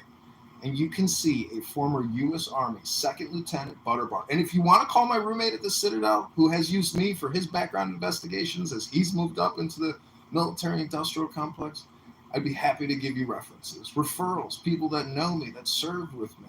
And I don't know what to tell you, Brad, but I'm not lying. I did not deploy to Afghanistan, and I did not deploy to Iraq, but I did serve in the U.S. Army National Guard here in Chicago, in South Carolina, in Georgia, in Washington, and shit. I say you're using stolen valor, and I say you're a fucking fake.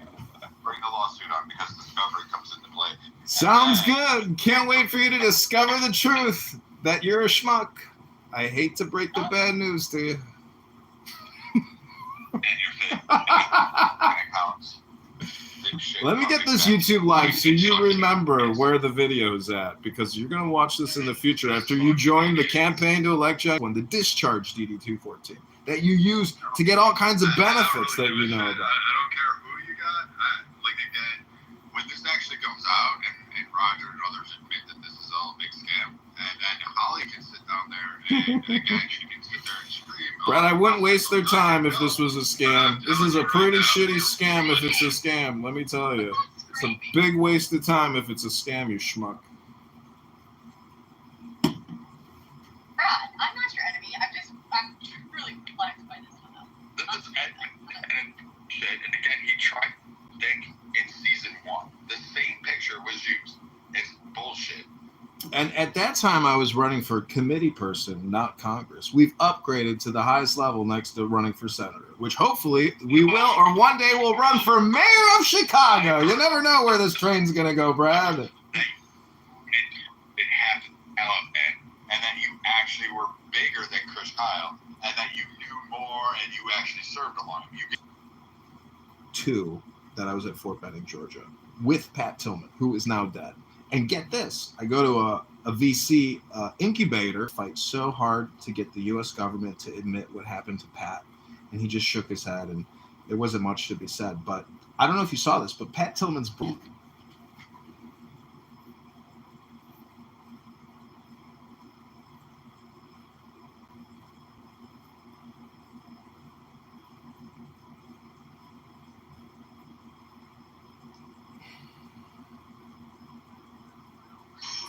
I'm just going to ask everyone to do their own research.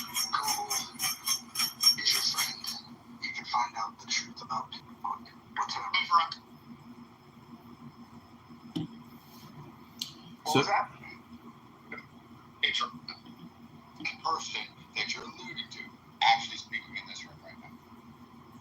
That's right. That's the claim. That's the claim. No, people, like I said, full of shit. And again, don't doubt me next time when I tell you don't fucking fall for this shit. And then if you pair that, what you see in the YouTube videos, with the photos, the military photos, that's the same person as well. So how can this not be the person in the photos when we can link it It's to fake. YouTube? It's fake. Again, it's a big troll. It's a trick. It's like believing that Roger really fetishizes about Monica. My oath and signature to uphold the U.S. Constitution. It's me in my new Class A uniform, military intelligence, pinnings in the front, and on my epaulettes or whatever it is. I got my gold bars on there, so I'm clean shaven. Epaulettes. You know, I was going to ask you, how do you say epaulettes? I couldn't think about how to say it correctly. I thought an officer who was military intelligence would have that. No, I guess you're dumb, fucking fake scamming, fucking stolen valor, fucking parading asses. Slandering me and committing libel. I'm going to hire the best campaign attorney that this campaign can afford, and we are going to roast you on Clubhouse. But I wouldn't dare waste $1 anyone has given to this campaign to suing you. I hope the constituents know that I would never waste $1 of this campaign fund, wasting my time suing Bradley from Clownhouse. Go ahead, sue. I'm not going to sue you. You should be worried about what you're saying on this app, Brad. All about taking care of the mentally ill. I will for sure press charges and say you are mentally ill. Get you locked up in that hospital so they have Thorazine and lithium injected into your ass or all that shit. On a continuous basis. Oh my gosh, Brad. I think it'd be a fantastic. Brad, relax, Brad. Relax. You know, I say friends for life. I agree with most things you say on this app, except when you're making death threats. It's the only time I don't agree with what you're saying. But I know you're a wealth of information. I've asked you where you get your information. You told me all these amazing sources, and I was like, wow, this guy really cares, and he knows a lot. So I'm not trying to have conflict with you, but I'm also trying to defend myself, because what you're doing, sir, is slander, and you are no gentleman. Anyone who comes on a Clownhouse social audio app to use profanity and vulgar against low IQ racists like Keegan or Pepe, or screaming at that beautiful, what's her face? Anyways, the ladies that you were screaming at and making them cry because they may be obese and you told them some unfortunate truths. All I can say is that I do not like making women cry. It makes me feel uncomfortable. What I'm trying to do is find a recording from 2 days ago when you were saying atrocious things to women. I don't know. That violates the rules of this house. I won't bring in old drama. Let's just be in the now, in the muff.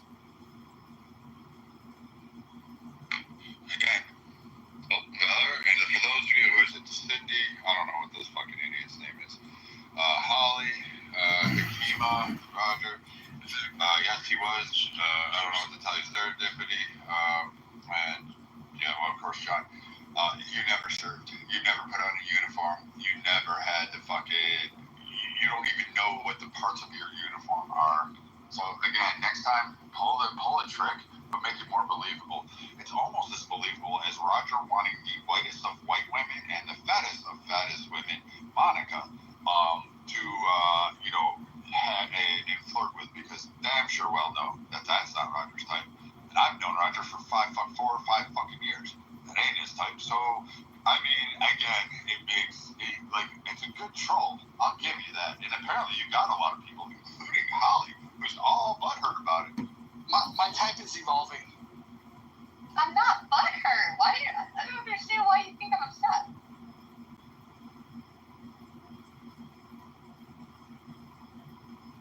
Well, Brad, I don't know what to tell you, but I'll tell you what I did do when I was at Fort Benning, Georgia, after we did the bayonet, which is a 20-mile rock into a river where you go across a wire, then you assault a turret or a mill box. And I got to tell you, we would have gotten wiped out. There was no leadership. The drill sergeants disappeared, and they observed from a distance, and we would have all gotten wiped out. Nobody was formed in a way that would have prevented friendly fire. We were trained for many months, and I'll tell you, the after action ready review with our drill sergeants, they dropped their heads and were shaking their heads in total disbelief of why we all just got, eliminated by this, enemy position. And I had to agree with them. We were totally uncoordinated, and it was pathetic, but we were also exhausted. And I think everybody was just like, this is it. It's finally over. But we did not take out that enemy turret because I got to say, I don't know what happened to us, but our conditioning, our training to do flank movements and assault positions, it just, we got wiped out. So, that was the bayonet. That's the culmination. And then from there, you go into the forest and you drink fruit punch and you see all the banners from all the different military conquests of America from World War II to World War I to battles in Cuba. You see all these incredible flyers and banners. You are what you drink. Yeah, you are fruit. That's it. Brad, it's a metaphor for blood, not in a fruit. I will hand it to you, Roger.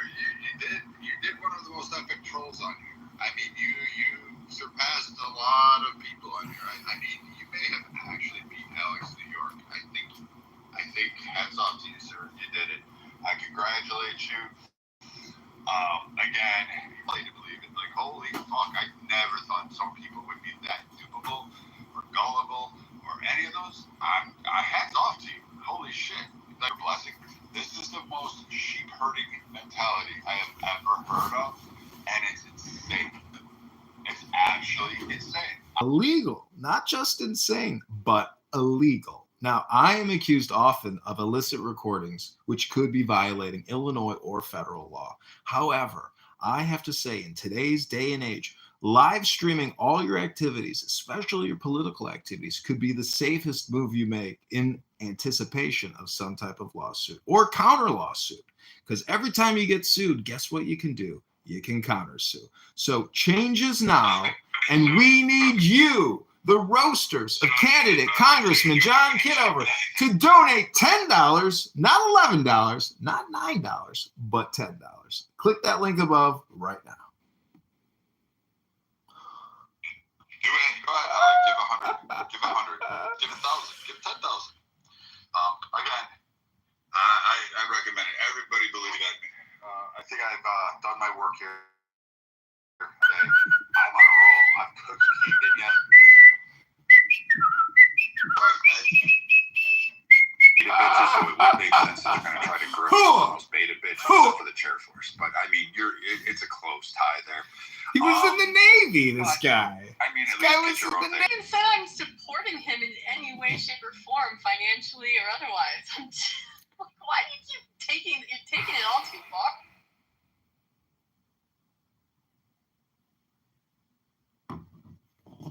Edmund is a veteran, is the newest fucking... That was revelry there.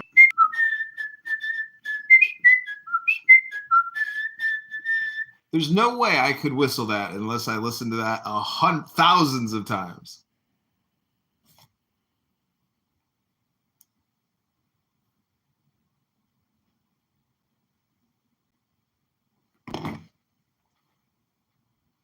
Well, ladies and gentlemen, we've had another exciting edition of Clown House Drama. Heated agents, as I like to call them. Men that are not gentlemen. They don't know the first thing about being a gentleman, a soft man, a supple man, someone who has stopped with the road raging, sick and tired of people lying and borrowing. John Kitover in the 16th District of Illinois. Hooah!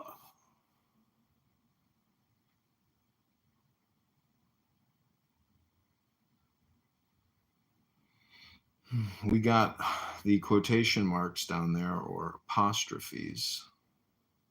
But there's a mystical approach to being stupid that I think maybe you're overlooking.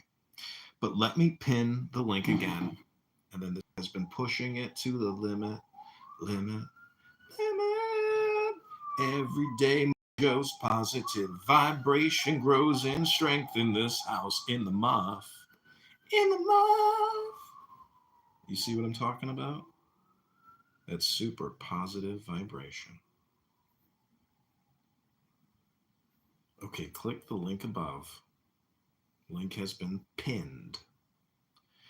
The campaign to elect John Kitover, that's right, ladies and gentlemen, we have an EIN, we have a bank account, we have an FEC filing. To run for Congress, we have a campaign financial disclosure we have submitted, and we have raised $1,100, $550 yesterday, and I'm matching the other $550. Dr. Adams, I know we can convince you. Wallace, I think you've contributed. I thank you. And anybody else here who is considering it, just remember that I'm fully transparent.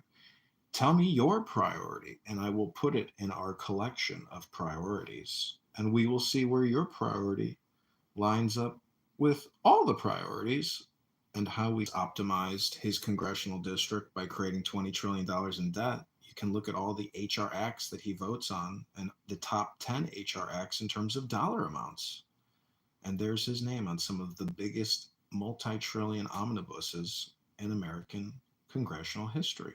Acts that Darren LaHood has voted on. And then tag Darren LaHood and say, all the voters in District 16 should vote for candidate Congressman John Kitover on X. Go to John Kitover IL on X right now. See, all this heated debate with Brad, who once they get behind the wheel, they are incapable of going from point A to point B without yelling at somebody, getting in an accident, getting out of their car and punching out the other driver and screaming all kinds of profanities, vulgarities, and homicidal death ideation on Clownhouse. You know, am I disclosure? Not just my financial disclosure, but a federal financial disclosure. Spending is out of control. I know Brad has clubhouse derangement syndrome. He attacks everybody. And in the process, he's his own worst enemy. That's not how I live my life. I'd rather be poolside or at the beach right now playing volleyball, sipping on a daiquiri, doing yoga, not on Clownhouse, defending my honor, my character. That shout out to Brad. You know, not everybody read a book with us. He did. So I stand with Brad, even though Brad doesn't stand with me. That's truthful to you than anything you've listened to so far today. Because I get the feeling that it's just the Brad show or the Keegan show or the Jazzy show or the Roger Mayhem show or the John Kitover show. Right now it's the John Kitover show, which, you know, it's my favorite show. And I'm not narcissistic or self-centered. I just know this. Every nursery rhyme contains profound magical secrets which are open to everyone who has made a study of the correspondences of the Holy Kabbalah.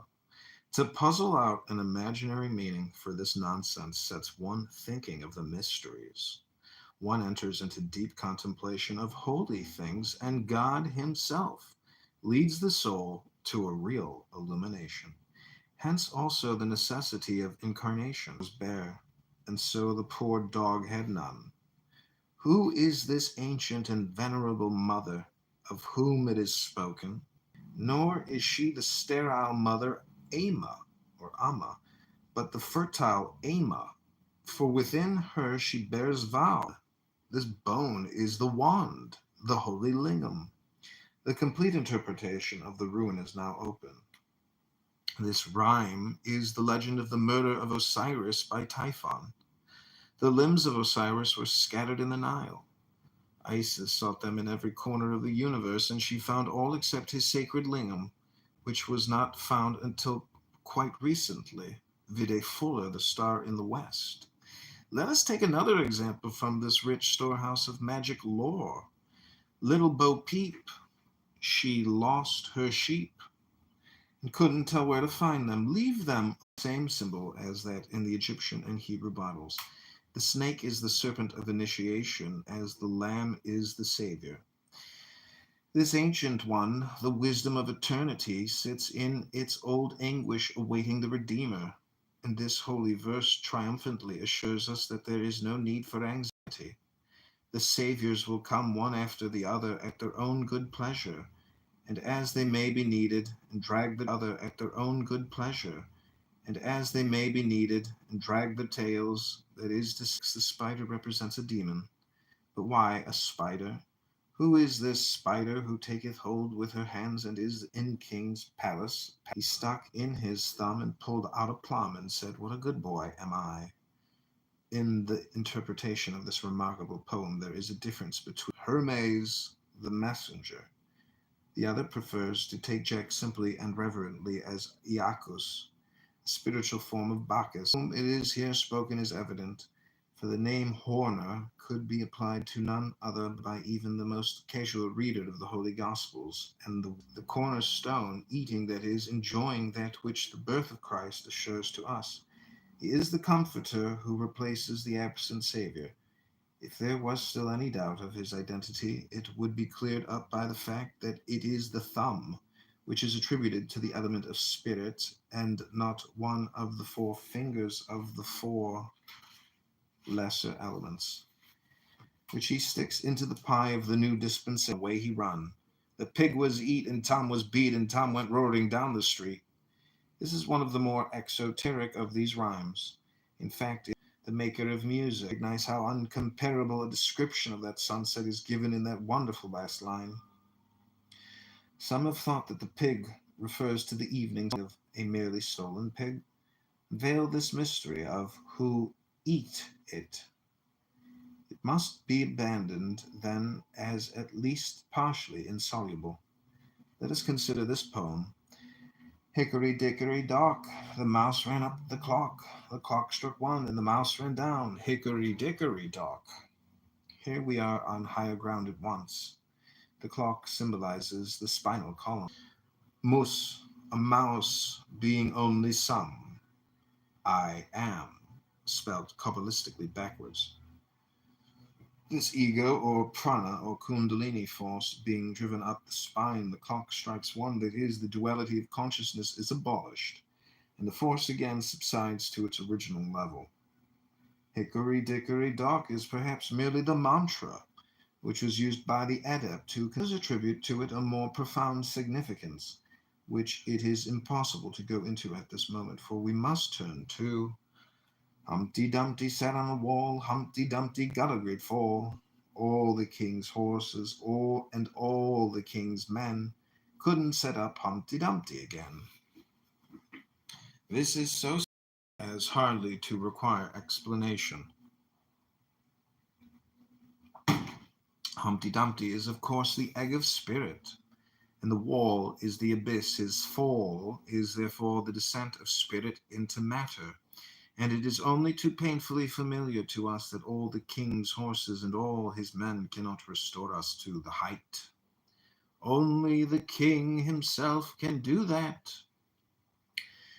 But one hardly dare comment upon a theme which has been so fruitfully treated by Ludovicus Carolus, that most holy illumined man of God.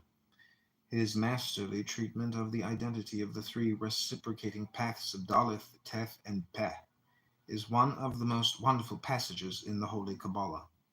His resolution of what we take to be the bond of slavery into very love, the embroidered neckband of honor bestowed upon us by the king himself, is one of the most sublime passages in this class of literature. Peter, Peter, pumpkin eater, had a wife and couldn't keep her. He put her in a peanut shell, then he kept her very well. This early authentic text of the Hinayana school of Buddhism is much esteemed even today by the more cultured and devoted followers of that school. The pumpkin is, of course, the symbol of resurrection, as is familiar to all students of the story of Jonah and the gourd. Peter is therefore the Arahat who has put an end to his series of resurrections that he, the unknown poet, wished to commemorate. Taffy was a Welshman. Taffy was a thief. Taffy came into my house, and he stole a leg of beef. I went to Taffy's house. Taffy was in bed. I took out a carving knife and cut off Taffy's head. Taffy is merely short for Taftarath, the spirit of Mercury, and the god of Welshmen or thieves. My house is, of course, equivalent to my magic circle. Note that Beth, the letter of Mercury, and Magus means a house. The beef is a symbol of the bull, Apis, the Redeemer. This is therefore that which is written, O my God, disguise thy glory, come as a thief, and let us steal away the sacraments. In the following verse, we find that Taffy is in bed owing to the operation of the sacrament. The great task of the alchemist has been accomplished. The mercury is fixed. One can then take the holy dagger and separate the caput mortuum from the elixir. Some alchemists believe that the beef represents that dense physical substance which is imbibed by mercury for his fixation. But here, as always, we should prefer the more spiritual interpretation. Bye, baby bunting. Daddy's gone a-hunting. He's gone to get a rabbit skin to wrap my baby bunting in. This is a mystical charge to the newborn soul to keep still, to remain steadfast in meditation. For in Beth is the letter of thought, Yod, that of the hermit. It tells the soul that he, Father of all, will cloth him about with his own majestical silence. For is not the rabbit he who lay low and said nothing? Patty cake, baker's man. Bake me a cake as fast as you can. Pat it and prick it and mark it with P. Bake it in the oven for baby and me. This rhyme is unusually accompanied, even today in the nursery, with a ceremonial clapping of hands, the symbol of samadhi. Compare what is said on this subject in our comment on the famous Advent passage in Thessalonians. The cake is, of course, the bread of the sacrament, and it would ill become candidate Congressman Kitover to comment upon the third line, though it may be remarked that even among the Catholics, the wafer has always been marked with a phallus or a cross. Okay, that's my mystical reading of the day. Wallace, Chris, Pete, Chris, Elke, I hope you enjoyed it. This has been the campaign to elect John Kitover Town Hall event, otherwise known as Candidate Congressman John Kitover versus Brad Stoffelschnauschelberger here on Clownhouse. Hope you enjoyed it.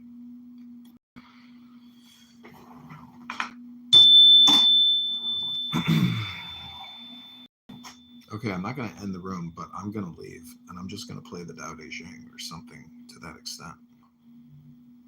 I wish the room had replays, but my other rooms are on replay, which is, a good thing. So I hope you enjoyed the show. Let's just play a little Alan Watts. Could you use up to $750? Find it at BioLife. Thanks, Chris. Up to $750 is waiting for you. When a man starts to wake up, Chris, post it to X and tag me and say Candidate Congressman John Kitover fundraiser, Brad versus John on Clubhouse. Tag Clubhouse. Tag me. There you go. Thank you, Chris. he naturally pulls away from the crowd. Not because he hates people, but because the usual way of connecting stops making sense. Most conversations revolve around status, gossip, or complaints. And once he begins to see through that, it gets harder to engage. He's not bitter. He's not isolating himself out of pride. He's just stopped chasing what others are still chasing. He starts to notice the performance in everyday interaction, the need to be liked, to belong, to say the right thing. And without making a big deal about it, he quietly steps back. People might still wave. They might still offer small talk, but the connection is no longer there because it was never real to begin with. He didn't cut ties, he didn't burn bridges. He simply stopped pretending. And when he does that, distance happens on its own.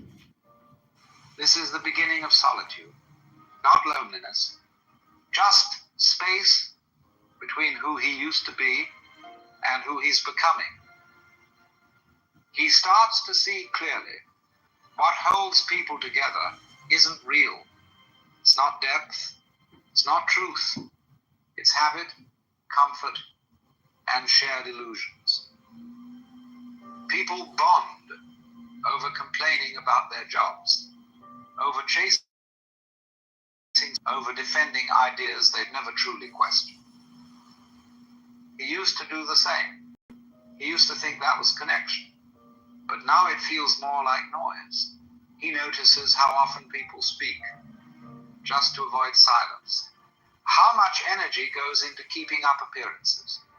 The constant need for validation, for agreement, for reassurance. And once he no longer needs those things himself, he sees how dependent others are on them. How relationships often survive not because it was familiar. He still cares. He still listens, but he no longer plays along. That shift, subtle as it is, creates distance all on its own. From the outside, he might seem the same. He still shows up. He's still polite. He hasn't disappeared completely. But something fundamental has shifted, and the people around him can feel it, even if they can't name it. They sense that he's no longer trying to impress anyone, that he's not looking for approval, that he's not playing the social game anymore. Some find it admirable, others find it unsettling, because he's no longer easy to read, because he's not performing for anyone. He doesn't flatter, doesn't compete, doesn't entertain, and that makes him hard to place. People might say he's distant. They liked him better when he reflected their values. Now, he reflects something else, something still, grounded, and not dependent on being liked. People see him, but they don't really know him, because knowing him now would require them to see what he sees, and most people aren't ready for that. He once believed that staying connected meant staying involved, showing up, participating in conversations, maintaining appearances, engaging out of obligation, not because he cared less, but because he no longer needed others to affirm his place in the world. He still values connection, but not if it depends on constant engagement, emotional performance, meaning relationships built on pretense or expectation. To those accustomed to transactional connection, he no longer sees himself through other people's eyes. What emerges in that space is not loneliness, but clarity. A calm independence that allows him to remain rooted even when others come and go. He's become honest, and from that honesty, a deeper kind of freedom begins to take shape. From the outside, solitude is often misunderstood. For a man who has begun to see clearly, solitude becomes something else entirely. He no longer fills his time with distractions, just to avoid being alone with himself. He no longer seeks out constant company to escape discomfort. Hey everybody, we're on the boat. We're on the Lady Hawk. We're at the beach. He's realized that most of what fills a typical day, talks, tasks, and duties, is just noise pretending to be important. In solitude, he sees himself without distortion. There's no one to impress, no image to maintain, and that clarity, while uncomfortable at first, becomes a source of strength. He doesn't avoid people, but he also no longer depends on them to feel complete. This shift usually confuses others. Most social interaction. He does not mirror emotions to gain approval. He does not offer reassurance when it would mean, in reality, he is none of those things. He's simply no longer invested in managing those things. He's simply no longer invested in managing perception. Much of what people call connection makes others uneasy. Many of his previous friendships begin to fade, not because of conflict, through shared complaints, routine habits, or the mutual reinforcement of personal narratives.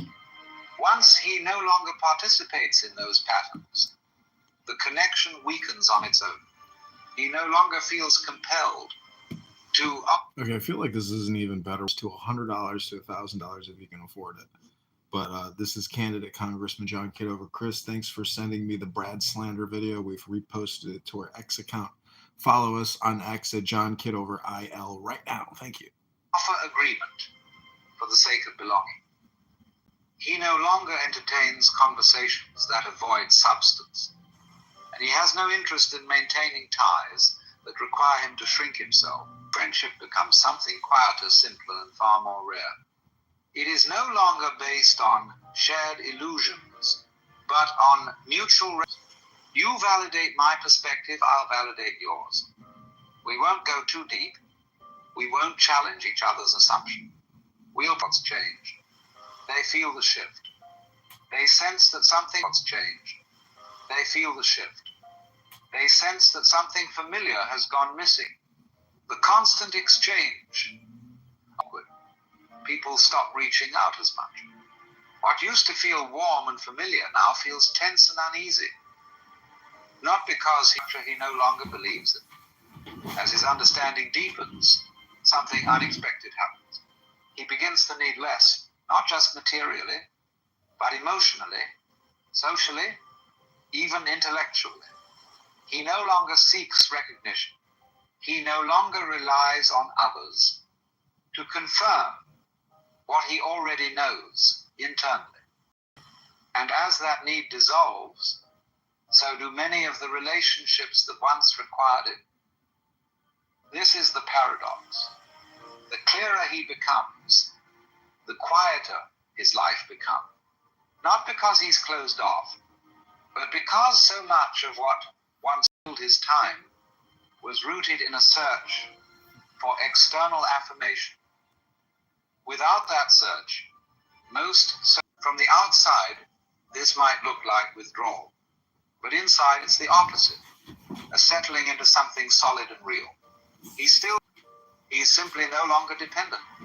And in that detachment, there's a kind of depth that can't be found through attachment. Once he wakes up, he sees the false certainty in people's eyes, the roles they perform, the beliefs they never question, the constant movement that masks an inner stillness they haven't touched.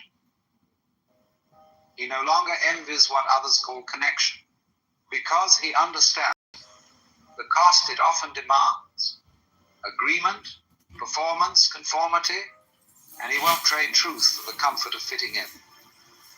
Still, there's a part of him that remembers, a part that quietly hopes, not for crowds, not for company, but for someone awake, someone who has seen what he's seen, felt what he's felt, someone who doesn't need him to be smaller, quieter, or more agreeable in order to feel safe.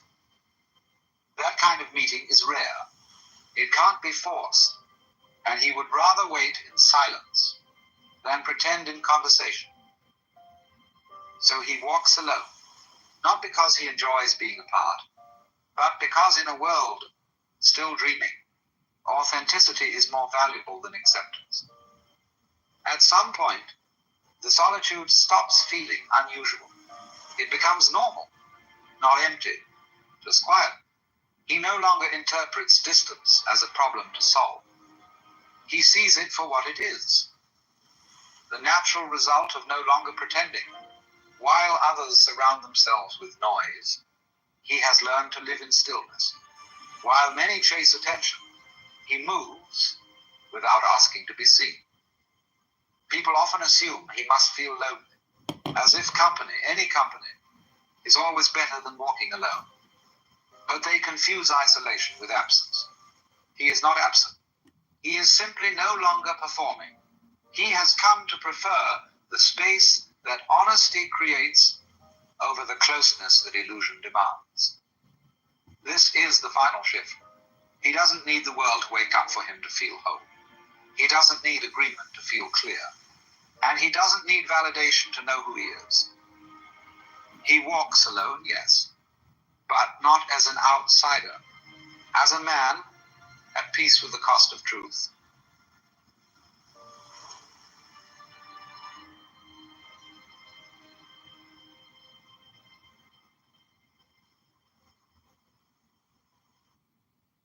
Most people use ChatGPT the wrong way. Here's how the smart ones get ahead. Let's be real. Most people... There is a curious paradox, which is, to love is unconditional, but to be loved is conditional.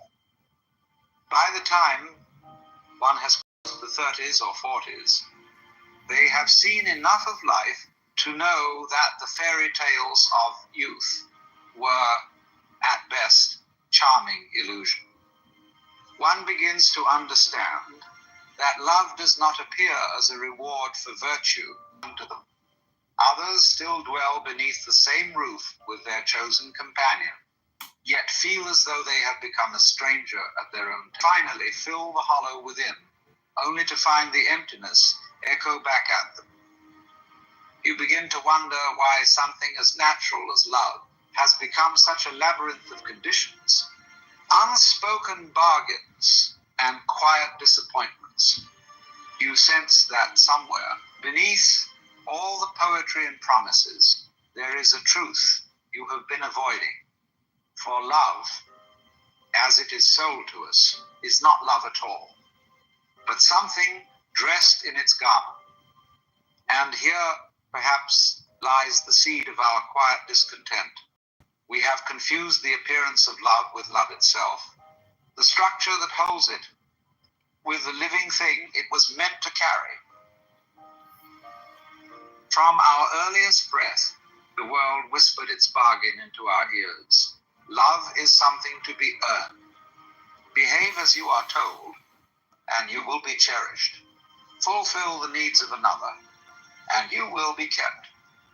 Offer beauty, strength, usefulness, devotion, and the reward will be love.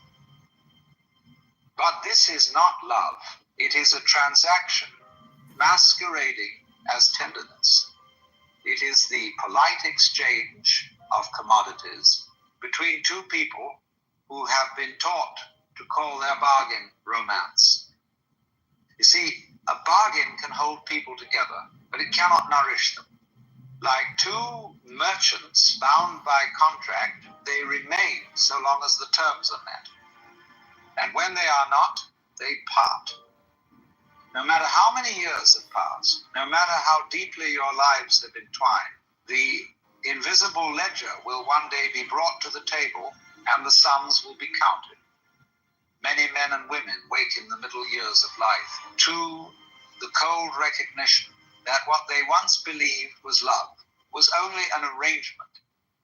It might have been cloaked in vows before God, adorned with flowers, or sealed with the trembling promises of youth, but the heart of it was a simple pact. I will give you what you desire if you will give me what I desire. And when the giving stops, whether through weariness, age, illness, or simple change, the warmth fades. The eyes that once sparkled at your arrival now glance past you as if you had become little more than a shadow in the room. We were never told as children that such love is a performance and that performances end. When you mistake the bargain for love itself, you spend your years in quiet exhaustion. Your time, your loyalty, your devotion, believing this will secure the thing your soul longs for. But what you moved, as all things do, nothing stands still. Even stone wears away. Even plastic warps with time, strain, under the weight of impermanence. And there is another truth, more difficult to swallow. When the demands of the bargain are no longer met, the mask will fall. In the absence of what they sought from you, thought was theirs by nature, may vanish, revealing not cruelty perhaps, but a hollowness where love was never rooted. You may have felt it, the gaze that no longer lingers, the laughter replaced by a cold and watchful silence. The shift is so quiet, you can almost convince yourself it isn't there. But in that stillness, not to the heart, not to the heart, true love is a freedom. The liberty to give without love is a freedom. The liberty to give without ledger or demand. It is to be fully present with another, not to bind them, but to care for them, simply because the caring itself is joy. It is a gift given without the shadow of a contract, without the fear that it must be returned in equal measure. I'm going to tell you a secret. I spent over $1 million on this event, and I've got 3 pieces of good news. Number 1, you're invited. Number 2, it's free. And number 3, the shadow of a contract, without the fear that it must be returned in equal measure. But here lies the paradox. Such love cannot be given by one who is starving for it. The heart that is desperate to be loved back will always, in some hidden way, attach strings to its giving. It will watch, it will measure, it will wait for the return. And when it does not come, bitterness will grow like ivy through the soul. You cannot love freely until you have ceased to beg for love. And you cannot cease to beg until you have found within yourself a source that does not run dry. That source is not in another's eyes, nor in their approval. It is in the quiet knowing that you are already the child of the very life that breathed you into being.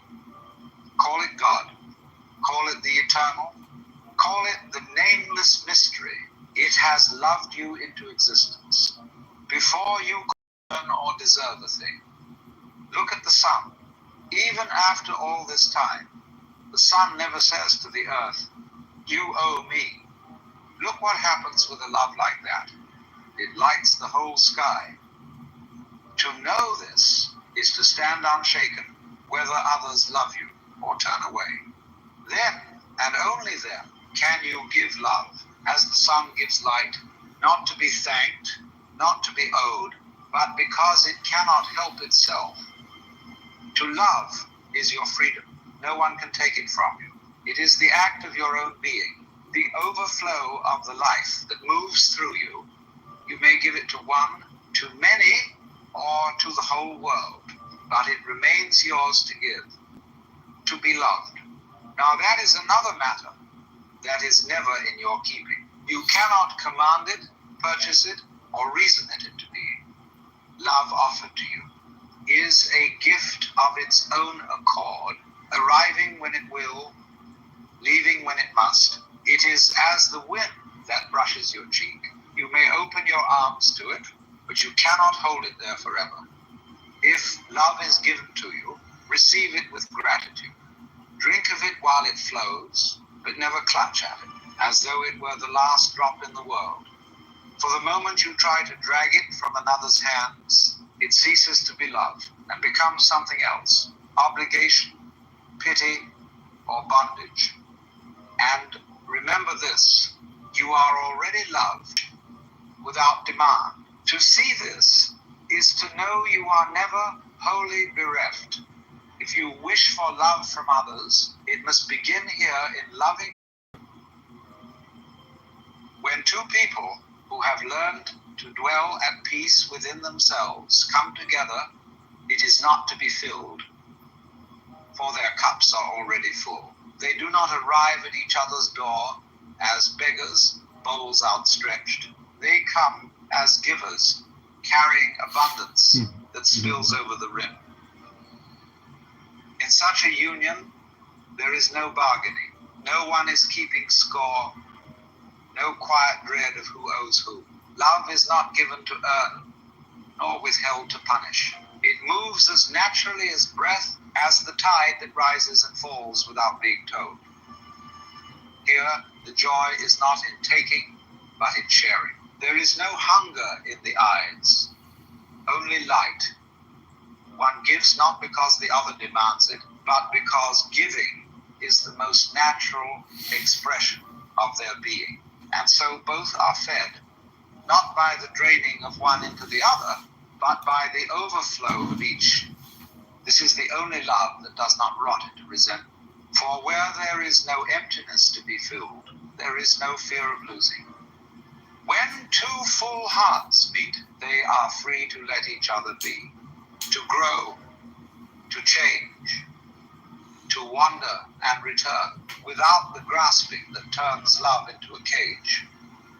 And yet, such a meeting is rare, for most search the world to find another who will complete them, not knowing they were never half a person to begin with.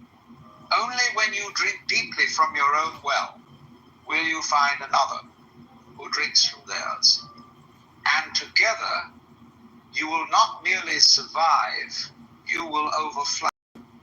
The world you meet each day is not a stranger. It is yourself in another form. You cannot draw from a well what is not in it, nor can you meet in others what you have not yet met.